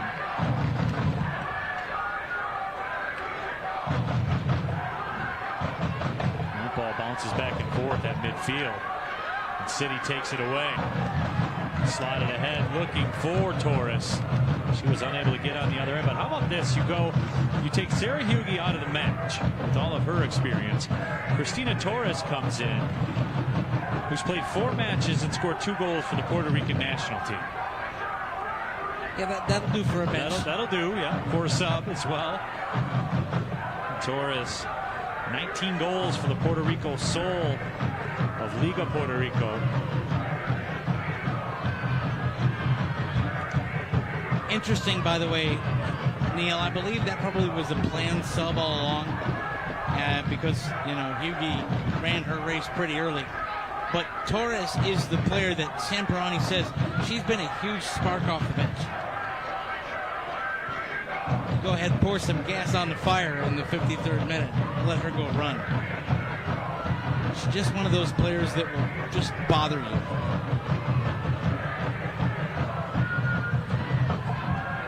Ball sent ahead for Cam Evans. Evans on the left wing working 1v1 against Graff. Crossing over. Sends a cross in.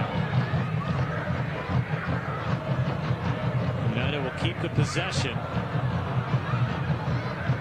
DCFC comes away with it temporarily. Buck dribbles it ahead and coming off the line and making the grab through some contact is Gabby Shriver. That's a tough woman. That is a tough woman play right there. She knew there was going to be some pain in going to collect that ball. Plain and simple. And she ran right into it and won the battle. That, as a keeper, so many keepers will shy away from that. They know that the contact is coming, and Shriver just, no, it's mine. Not going to have it. Not today. Keeper's a mentality position. There's no question about it. And that's Alexis Mitchell coming in. That's scored 14 career goals in South Dakota in Division I.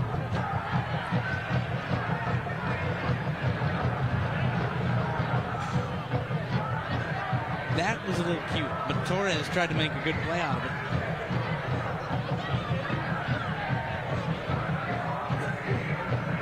Cam Evans is so frustrated for Lansing United right now. She's having to go get the ball. She doesn't want to go get the ball. She wants to finish the ball. Here's Stinson, the cross. That shot is blocked by the defender, but it comes free to the top of the D. There's a shot that goes over top of the bar. A prime opportunity for Lansing United. Good God. What a defense. Childers gave one a go. What a defensive play, though. Just watch this in here. She puts it over top the bar. Just before that, the flat robbery of the ball that sent it out to her and completely shut down the attack for Lansing United. That was a better chance on goal. City will restart it quickly. Official says no, the ball was moving.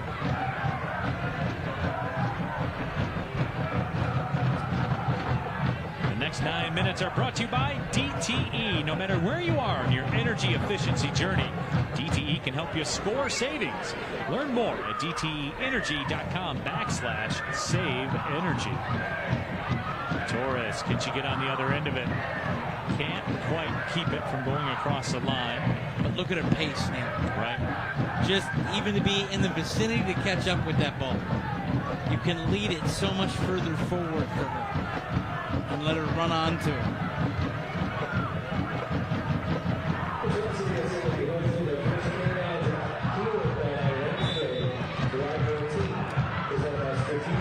That foul goes against City, so United will get the restart.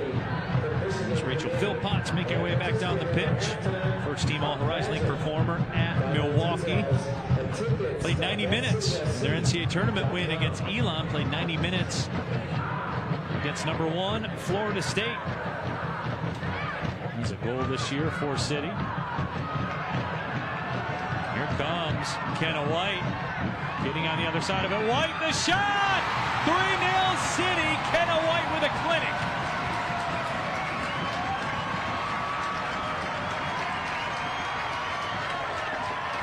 That's a 60-yard thing of beauty. First the run to get on the end of it. Then the move to turn your defender. And then the lights out good night finish. First watch Kenna White. No business still controlling this ball. Beats her defender, owns her defender, and then slots it home.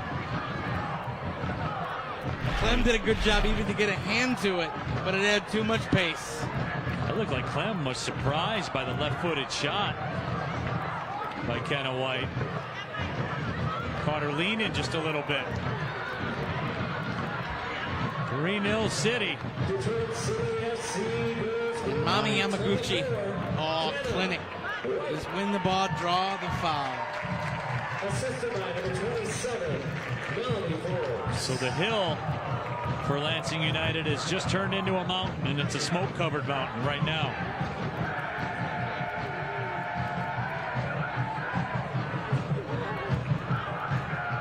Thing.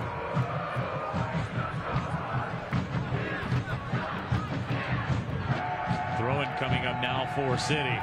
Samperani's about to get flat mean. He's about to get flat mean because he's about to bring out Mami Yamaguchi. And his replacement for Mami Yamaguchi is Marley Taylor, who is fast and pacey and can score worldies on a volley when you're already leading 3-0. How about a 60-minute effort from Mami Yamaguchi? She was tremendous here tonight. Marley Taylor has a tremendous goal earlier this season. Plays her college soccer at Dayton. She scored 2 goals for them as a sophomore. Keep in mind, Dayton in the Atlantic 10. Some high-level college soccer. She's been a factor everywhere she's been. You know, with Mami Yamaguchi coming off, I think it's a time to recognize a really good coaching decision by Sam Pirani between the first and second half of the season. First half of the season, when he was using Yamaguchi as a second half sub. And a lot of the time, City was having to deal with being in close matches at that point.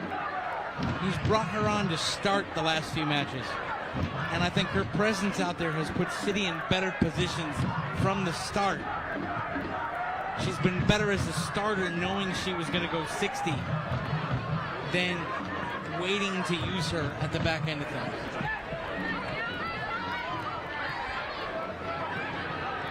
Here's Alex Thomas.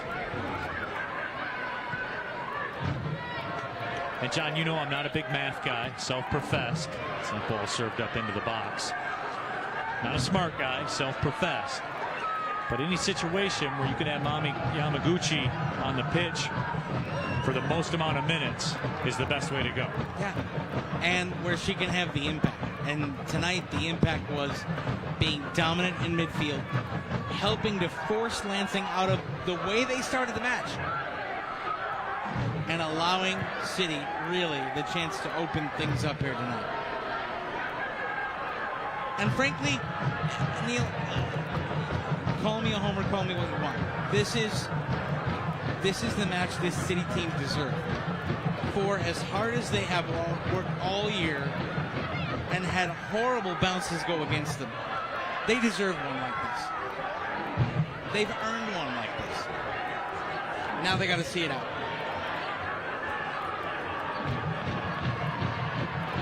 And John, the pieces certainly are in place for a heck of a run next season in the UWS for Detroit City FC. And Pirani has talked about how the culture of this club, the fans of this club, have made player recruitment, let's just call it, a lot easier, and I'll leave it at that. Player recruitment has been made a lot easier by the fans here in attendance, everything that's gone on with the club, and they have left their mark on this community. There is no doubt about that. And you know, the fun part about that, and there are a couple of stories that Sam shared with us, the first of which is the fact that because of us being able to be in homes across Michigan, and of course the atmosphere created by the Northern Guard and the support and welcoming nature, he's had players from programs around the country already reaching out to Detroit City wanting to play here next year. Madison Duncan will win the corner on the attempted cross. And since she touched the ball, the second story is about Madison Duncan. When he sat down and recruited her, Sam Pirani said to Maddie Duncan, who has some experience, a very veteran player, "You're going to come in here and it's going to be amazing."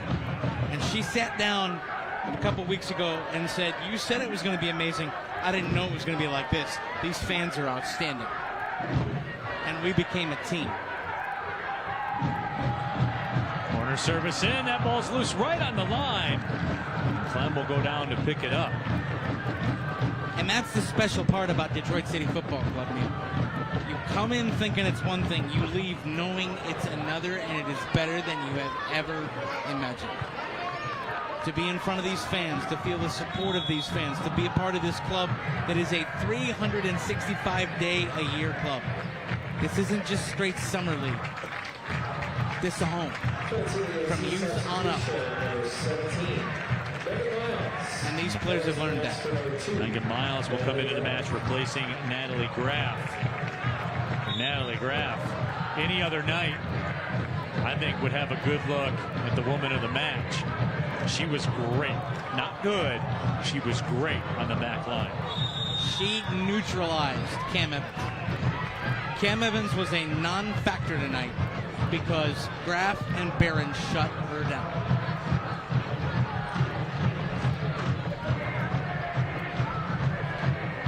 Ball goes across the line, throwing coming up for Lansing United. Look at Miles. Spent some time with AFC Ann Arbor. Played in the Olympic Developmental Program during her time as a youth. Also an assistant coach for Saginaw Valley State.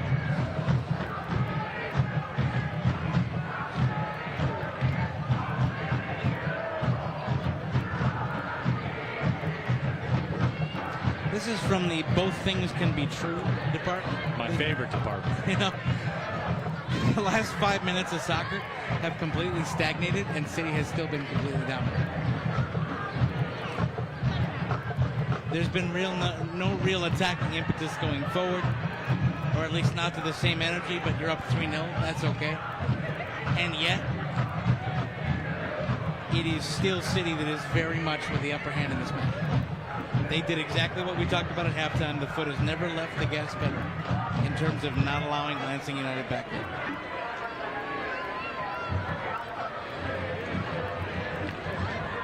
Now City with it in the far right corner. As Melanie Forbes will win a throw. Madison Duncan comes over to toss it in.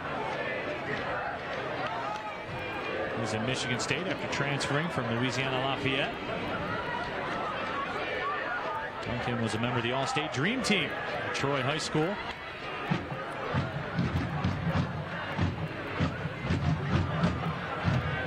Here comes Uge. Threads it ahead. Marley Taylor with it. Taylor wins a corner.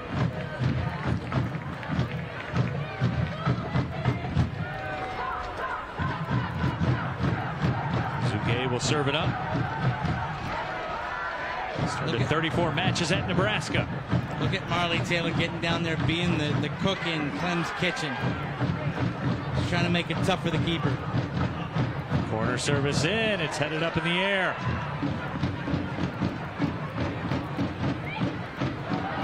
Throw-in coming up for Detroit City FC. Sam Pirani has the look on his face of a contented man, Neil Rule. Right now he wants the ball back. But once he gets the ball back, that thumbs up says all you need to know about tonight.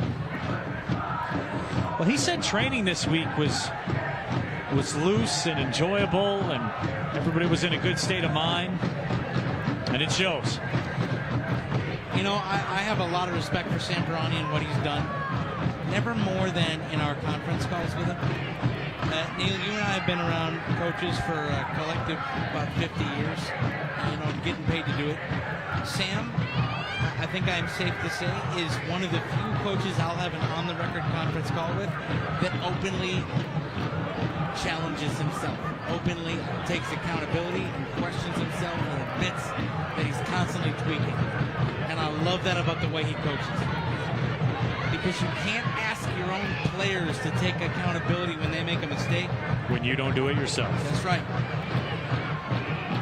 And if you can sit in a call with us and say, you know what? And he said this before one of the matches. You know what? I got the squad list wrong. There's some service up towards the frame. Now a corner upcoming for Lansing United. And you know what? That's going to make players want to play for him. Because he doesn't ask you to do anything he won't do himself. And John, I'll take that a step further, too. That's the mark of a good leader. Not in sports, not in soccer, but in life. Some of my best friends that I have in my life were leaders that led that way. At different companies I worked at. As a corner service comes in, gets all the way through temporarily, and see if City can mount a counter. But that always struck me. When you have a leader that will get in there and get his hands dirty, because that's the equivalent of that. You get in there and get your hands dirty, everyone looks around and says, wow, the leader will do it too. I have to do it. I better do it. I have to do it. Not even I have to do it because the leader does it. And that's why you do things as a leader. That's why you do that type of stuff. Yep. That's culture. Right? And that goes back to tying it up in a nice little bow. What we talked about in the early part of this match, where we talk about how to judge Detroit City FC women 2021, which is to judge them like you would judge Detroit City FC men 2012, 2013. And if you put those two up against each other, I'd argue the women are further forward. And frankly, that is something that should be lauded. This Detroit City...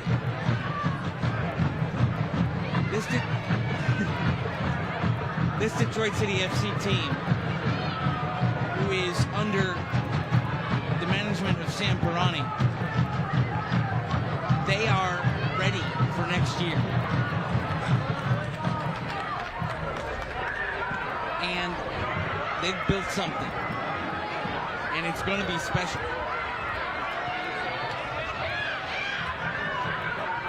Cristina Torres earns the foul call as we'll get a substitution for City. Rachel Philpont will come off. We're going to see Katie Coleman, Central Michigan Chippewa, coming in.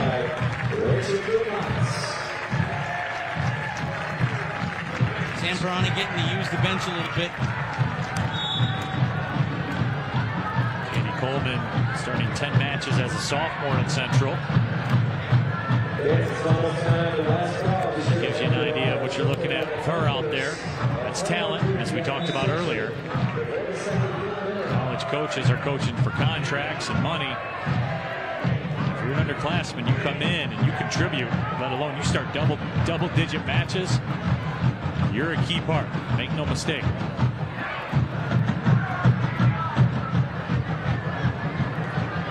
'71st minute, Neil Rule, John Krieger with you. We are your Google Fi Watch broadcast team. City struck for 2 in the first half. They tacked on 1 here early in the second half. Lansing United certainly up against it. Here's Torres showing that pace that we talked about. Crosses over. Brilliant footwork from Torres. Torres again sends it in. The stop is made. A high quality save made by Clem. Boy, Cristina Torres, though, having some fun and a little bit of showtime. Wouldn't have counted because the flag was up, but boy, was it pretty to watch. Little flick in and whoops. Oh, all right, Clem. If she is not right there, then we get the heartbreak of a goal being ruled out for offside. But that was a fun little move.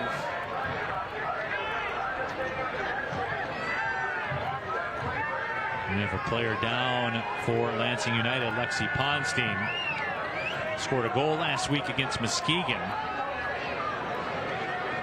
You know, it gives me a chance, Neil, really to delve into, as you grade this season, as you look at it, to be able to do what this City Club has done in this season. I think it is one of the best seasons by a City team all time, either gender. And I'm going to tell you why. They're building a team, they're building a culture from the ground up. They're doing it, and you know, one of our fans made this point to me, you know, this team didn't know what each other's faces looked up like for the first half of the season because they were training in masks. Like, you're trying to train, you're trying to build something in the middle of a global pandemic. You have training restrictions, you got COVID testing, you got different things, and you come out and play. And you come out and build things, and you are competing, by the way, let's not forget, you played twice against Midwest United, and Sam Pirani will tell you flat out that Midwest United right now is the best team in the division. He'll admit that. What I will tell you is that this Detroit City FC club is not that far off of that. And if they have a different draw in their crossover game, and their game against the team in Indiana isn't a forfeit, and they get a chance to kind of find their rhythm a little bit, I think we're talking a playoff team right now. And that sets things up really well for the future. Substitution coming for Lansing United as Grace Sampson will come into the game. Sampson is a junior at Holt High School. Big time player for Holt.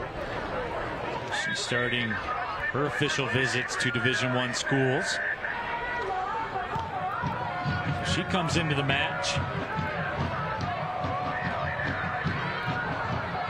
Grace Sampson, a special young talent.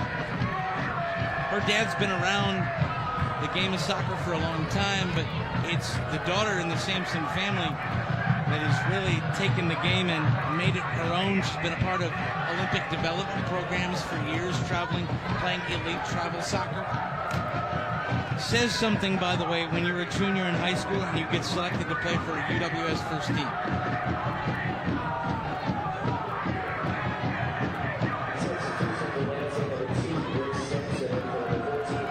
Worked along the line by Torres. Look at that. She keeps the possession. Pass a little too much on it.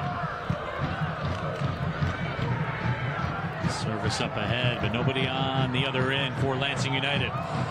This portion of tonight's Watch City broadcast is brought to you, of course, by Stroh's. Dependably Detroit since 1850.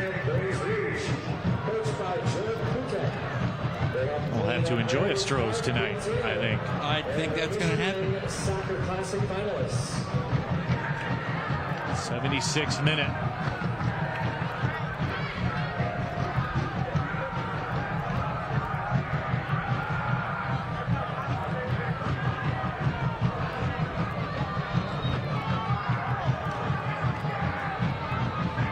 Long ball ahead. Torres has a lot of pace. Makes a run for it. Played away, but she wins yet another corner. City's had a lot of corners tonight.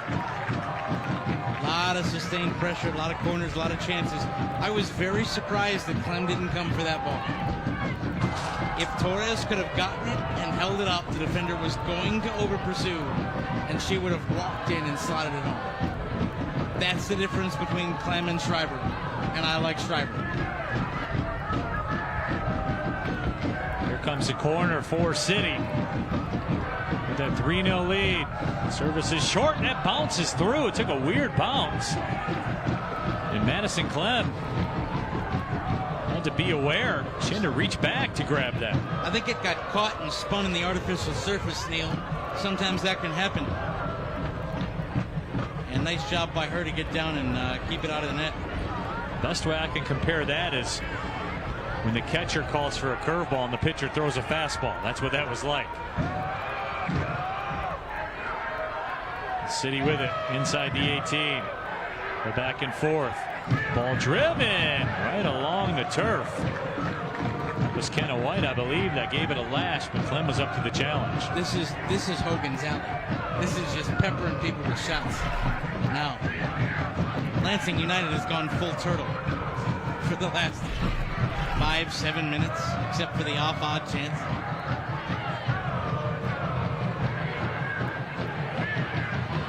Grace Sampson chased along the line. She does win a throw, though, for Lansing United. Give him credit, Neil. The Northern Guard still in full voice. Gonna have a couple City subs here. Looks like Kayla Addison will come into the match.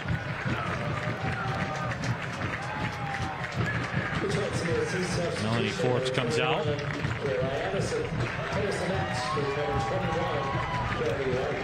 Caroline Fleming also coming in.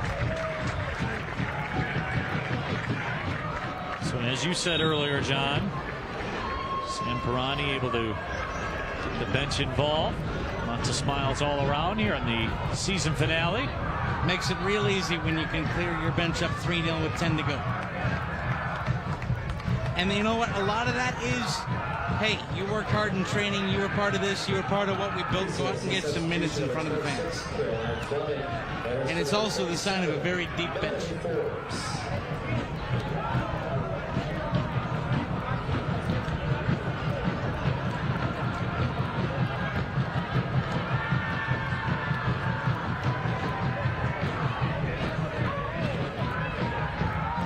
City will boot it out towards midfield. Kayla Addison was the target. We'll talk about decorated college careers. That's Kayla Addison. When she left Grand Valley State, she was 4th all-time in points, 4th all-time in goals with 58 in her career for the Lakers. And that's a Grand Valley program that's had a lot of success. Right. Anytime you're top 5 in school history, that says something about your skill level.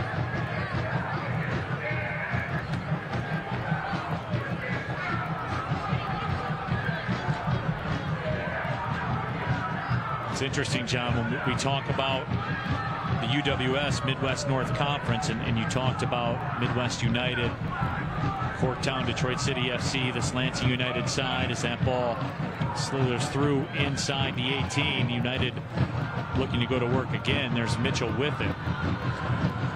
But you go through that list, and we talked about the Grand Valleys, and we talked about the Spring Arbors and the national titles and NAIA.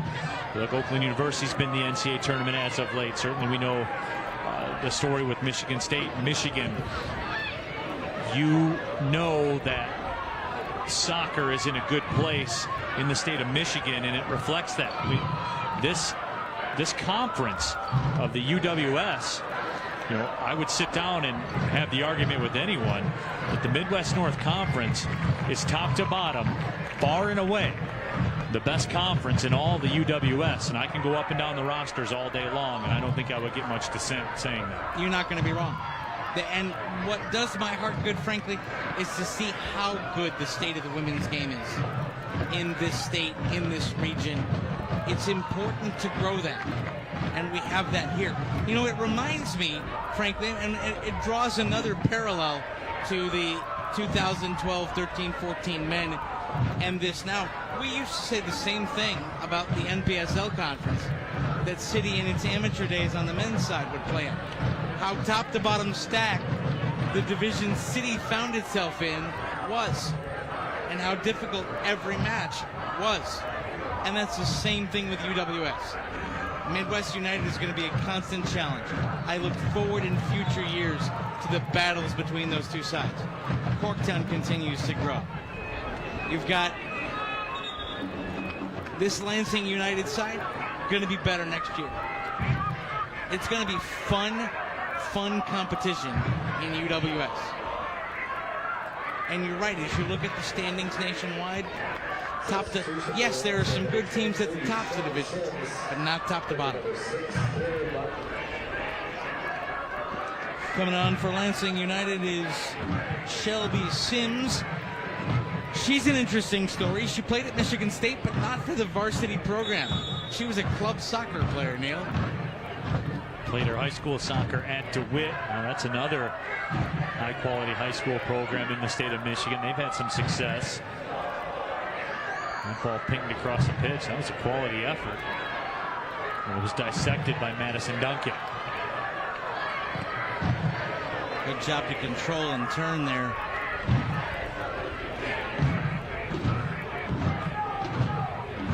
And that ball goes across the line.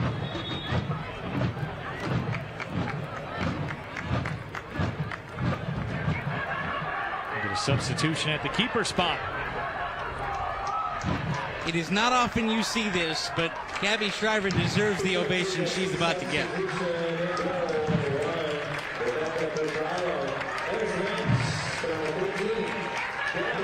She played a good match tonight. That is a soccer player that is going to do some good things for a lot of years. And Becca Prisbillo comes in. Even in keeper depth, it's far and away City the class of the evening. Becca Prisbillo had a big-time effort against Lansing United earlier this year. 7 saves, just 1 goal against. On May 23rd. Here comes City on the right side with some pace. The cross sent in. Trying to turn with it was Kayla Addison. She was denied. Here's City again. Hesitation, stutter step. Inside the 18. Shot was blocked. How about that electricity from Fleming? Addison off. The volley attempt, a collision.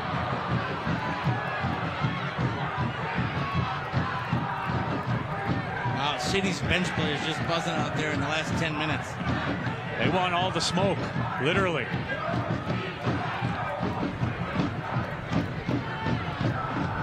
Ball was across the line, and finally the whistle sounds. They're going to get it and then some in about 3 minutes.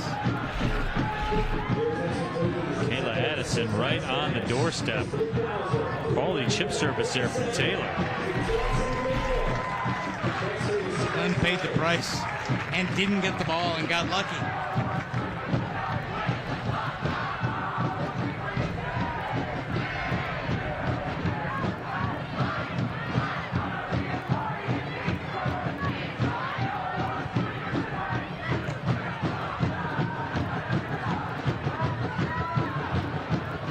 Off the line to make the grab.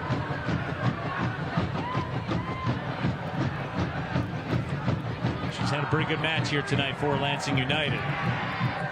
She stood about as tall as you can ask a keeper to stand. A couple high quality saves, got a break with one going over the crossbar. But in the end, it was just too much City too often here this evening. And frankly, the goals were not her fault. None of them I would look back and say keeper should have done better.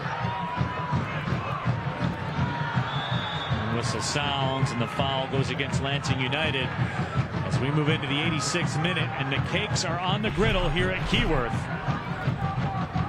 Detroit City FC with that 3-0 lead. Been a while since we've been able to have the Cakes on the griddle here at Keyworth, partner. They taste kind of good. Ball played up over the line, goal kick coming up. Had a lot of time to cook them tonight too. Got that better all nice. Yeah.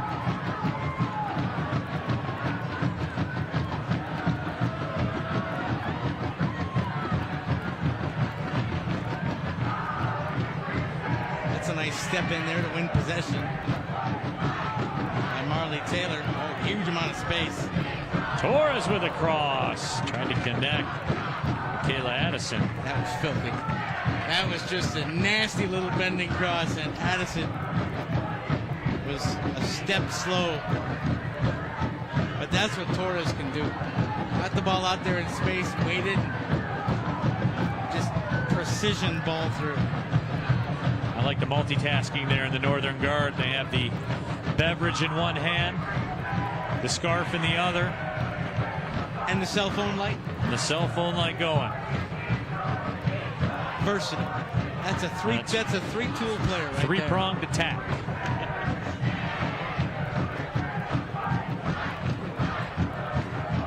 Throw-in will come right in front of the Northern Guard section. Oh, come on now. Somebody's got a drum up there with lights on it. One of the drummers has LED lights on the front of the drum. That's a world-class move right there. That is next-level supporting. That is true. There's a good look at the Northern Guard. Rolling out strong here tonight.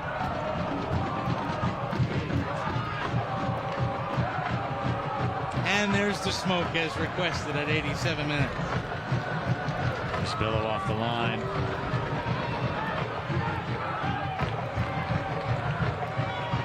You think this match doesn't mean anything to these players? Somebody said nothing to play for going into it. 88th minute, players are still out there running. Grace Sampson tracks it down. Cam Evans, largely frustrated here tonight.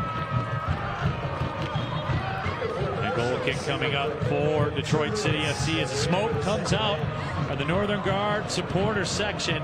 3,357 in attendance as they will switch that call to a corner. Great crowd here tonight at Keyworth, been buzzing all night. There's the LED drum that you were talking about earlier. that is world-class supporting. Corner, and it's off the crossbar. It's loose and the shot goes wide. Alex Thomas puts her hands on her head. She can't believe it. Becca Brisbillo was beat, and the crossbar is her friend. But John, we talked about that attendance number as we get another look. Header, luckily off the top of the head. Becca jumps, misses. And a pretty good job to get in there and disrupt the follow.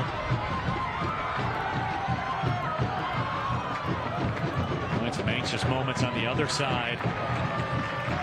There you see our Rip It energy, fuel, attendance, 3,357. John, talking about attendance, I don't have the official numbers in front of me. We'll put DCFC's attendance up there with anyone in the country. NWSL, anyone. And they're right up there in the top. They've got to be in the top 10 in the nation. And they've done it completely organically, grown, and through a culture. And I'll take that over anywhere. And there's a shot, and it was stopped, I think, by a defender. Now it's loose inside the 18. Neil, I think it was blocked by a City player. Was it? I think it went off a teammate who didn't know a whole lot about it. Turned around, felt the ball hit. But again, another corner. I would guess we'll have between 2 and 3 minutes of stoppage time unless the referee says no, it comes through. Yeah, I think that's off a City player in front.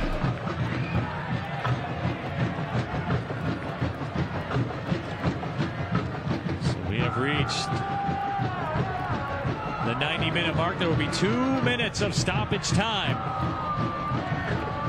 Partner, this has been a fun one. It has been fun tonight. And you know what? For this team, the way they trained, the way they showed out, 40, 50 players sometimes at training, juggling 2 rosters in UWS 1 and UWS 2, they deserve this. They earned it. And they earned it tonight on the pitch by completely dominating their opponent from minute 11 on. Here comes City again. The flag is up on the far touchline. Not much protest from the City players, but they will finish the UWS season with the 6-4 mark.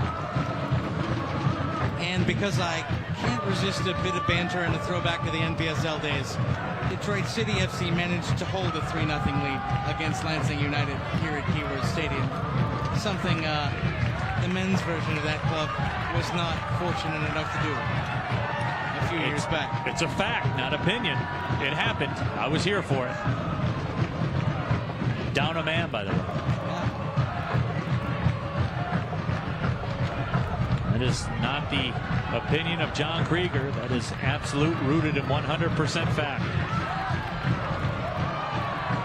Torres taken down and the whistle sounds. Quick restart by Torres.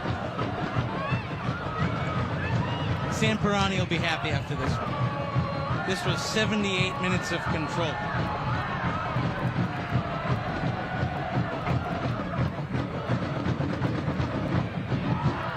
And I think the player of the match, probably very deservedly, I would bet, will be one Sarah Hughey. Game-winning goal in your last City appearance. Well, I know recently GoldenNuggetCasino.com was announced as the online gambling partner Detroit City FC. I don't think they take your action on that one, John. No. I think they would betting suspended? Yeah, betting suspended. And ball played up towards the frame, and that was a bump by Marley Taylor. Oh, hey. We get a shove from behind, and there'll be dueling yellows issued as Madison Clem took exception. And then a smile.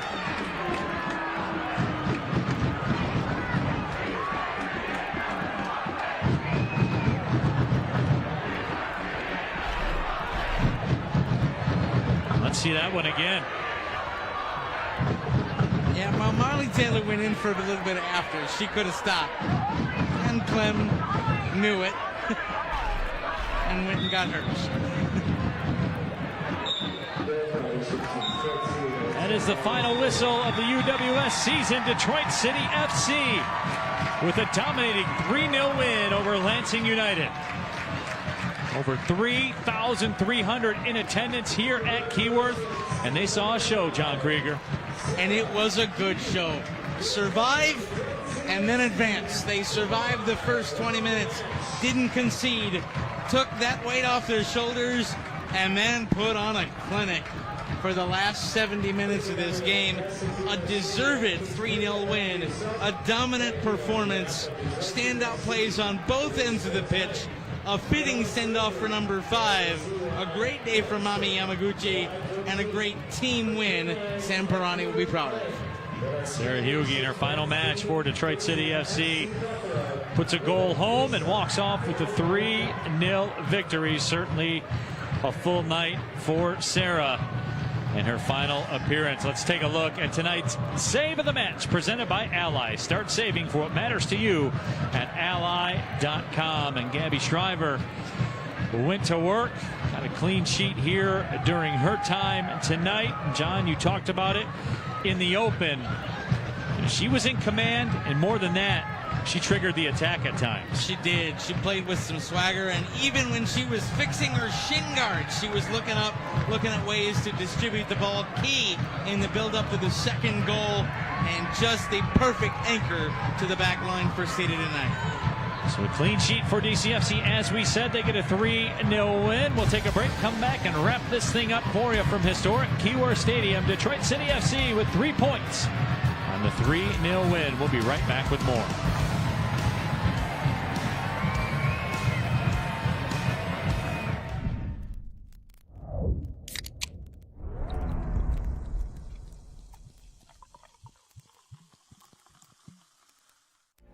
Football is a big deal in this house. So when Maurice was injured, we immediately thought the worst. To see my baby lose his joy hurt. The DMC, Rehabilitation Institute of Michigan, is here to help athletes get back in the game. They're like family. It was a long road, but we made it back. DMC, Rehabilitation Institute of Michigan, a community built on care. Goodbye and the spam calls. Hello to a phone plan with built-in spam blocking. See you later, networks that are unsafe.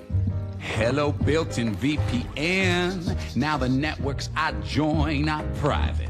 So long, hackers and trackers finding my personal information. Hello to a phone plan that keeps me safe and secure.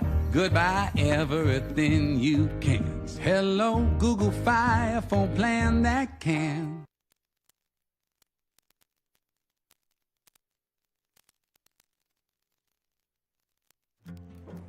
Night, Sarah.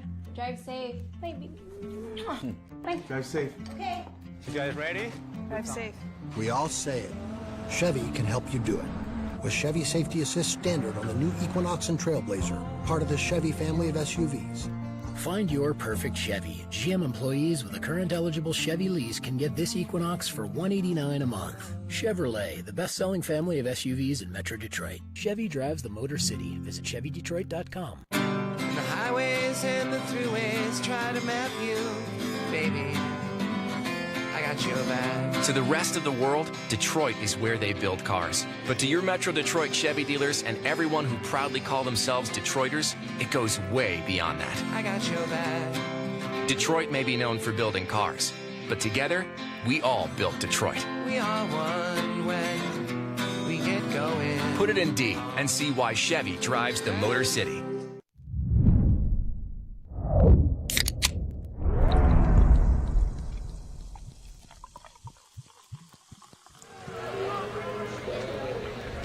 Welcome back to Keyworth Stadium. 3-0. Detroit City FC gets the win over Lansing United in front of a huge crowd. And tonight's Woman of the Match presented by Google Fi right there. Sarah Hughey in her final match for Detroit City FC. Niels, I think she's getting lessons in how to light off a smoke bomb here. The honorary smoke bomb. As Sarah Hughey gets the gloves on. But she got the goal to get this thing started. There it is. Hughey with the touch on the left side. And that gave City the 1-0 lead, and that ultimately would be the game-winning goal. And Sarah Hughey, the woman of the match. And a night and a moment she'll remember for the rest of her life, I'm sure. You know what? Look at the smile on her face. And also look at what it says about her as a captain. Immediately after the final whistle, She got her entire team, did a lap past the Northern Guard, then got them together and did a lap of this side. This is what it means to her. A great storybook ending for Hughie. It certainly has been the case here tonight. Sarah Hughie gets the goal. The Google-Fi Woman of the Match as well. Let's take a look at the full-time highlights from tonight's match. And, John, as we just saw a couple of times, that run on the right side by Kenna White. Sarah Hughie tapping that one into the left side. A quality finish by Hughie. It was 1-0, and that really loosened everything up. It opened the floodgates for City. They survived the first few minutes, and then Mami Yamaguchi with a great feed through, showing the world-class talent that she is, and then the finish there to make it 2-0 at halftime. I think the match was lost by Lansing United when they dropped out of a front three and City was able to take advantage. And then in the second half, the nice touch and the finish, and it's 3-0, and you go on with a clinical slot home, and Kenna White with a 60-yard run and clinic, and 3 points for City to wrap up the season. Kenna White getting a goal with the assist in the match. But, yep, 3-0 the score for Detroit City. And, John, as we talked all night long, this program, this UWS program, in a very good spot. Can't wait for next season to get started. Going to be so special. They are already looking at player recruitment, and Sam Pirani has said it. He doesn't want this team, he doesn't want this culture to be just a season-long thing. He wants it to be a year-long thing, a building of commitment, something that continues to build on itself. And tonight was a good springboard into the 2022 season, my friend. And Sarah Hughie bringing some of the youngsters out there as well. So certainly a moment she will never forget, and it was a season that we will never forget.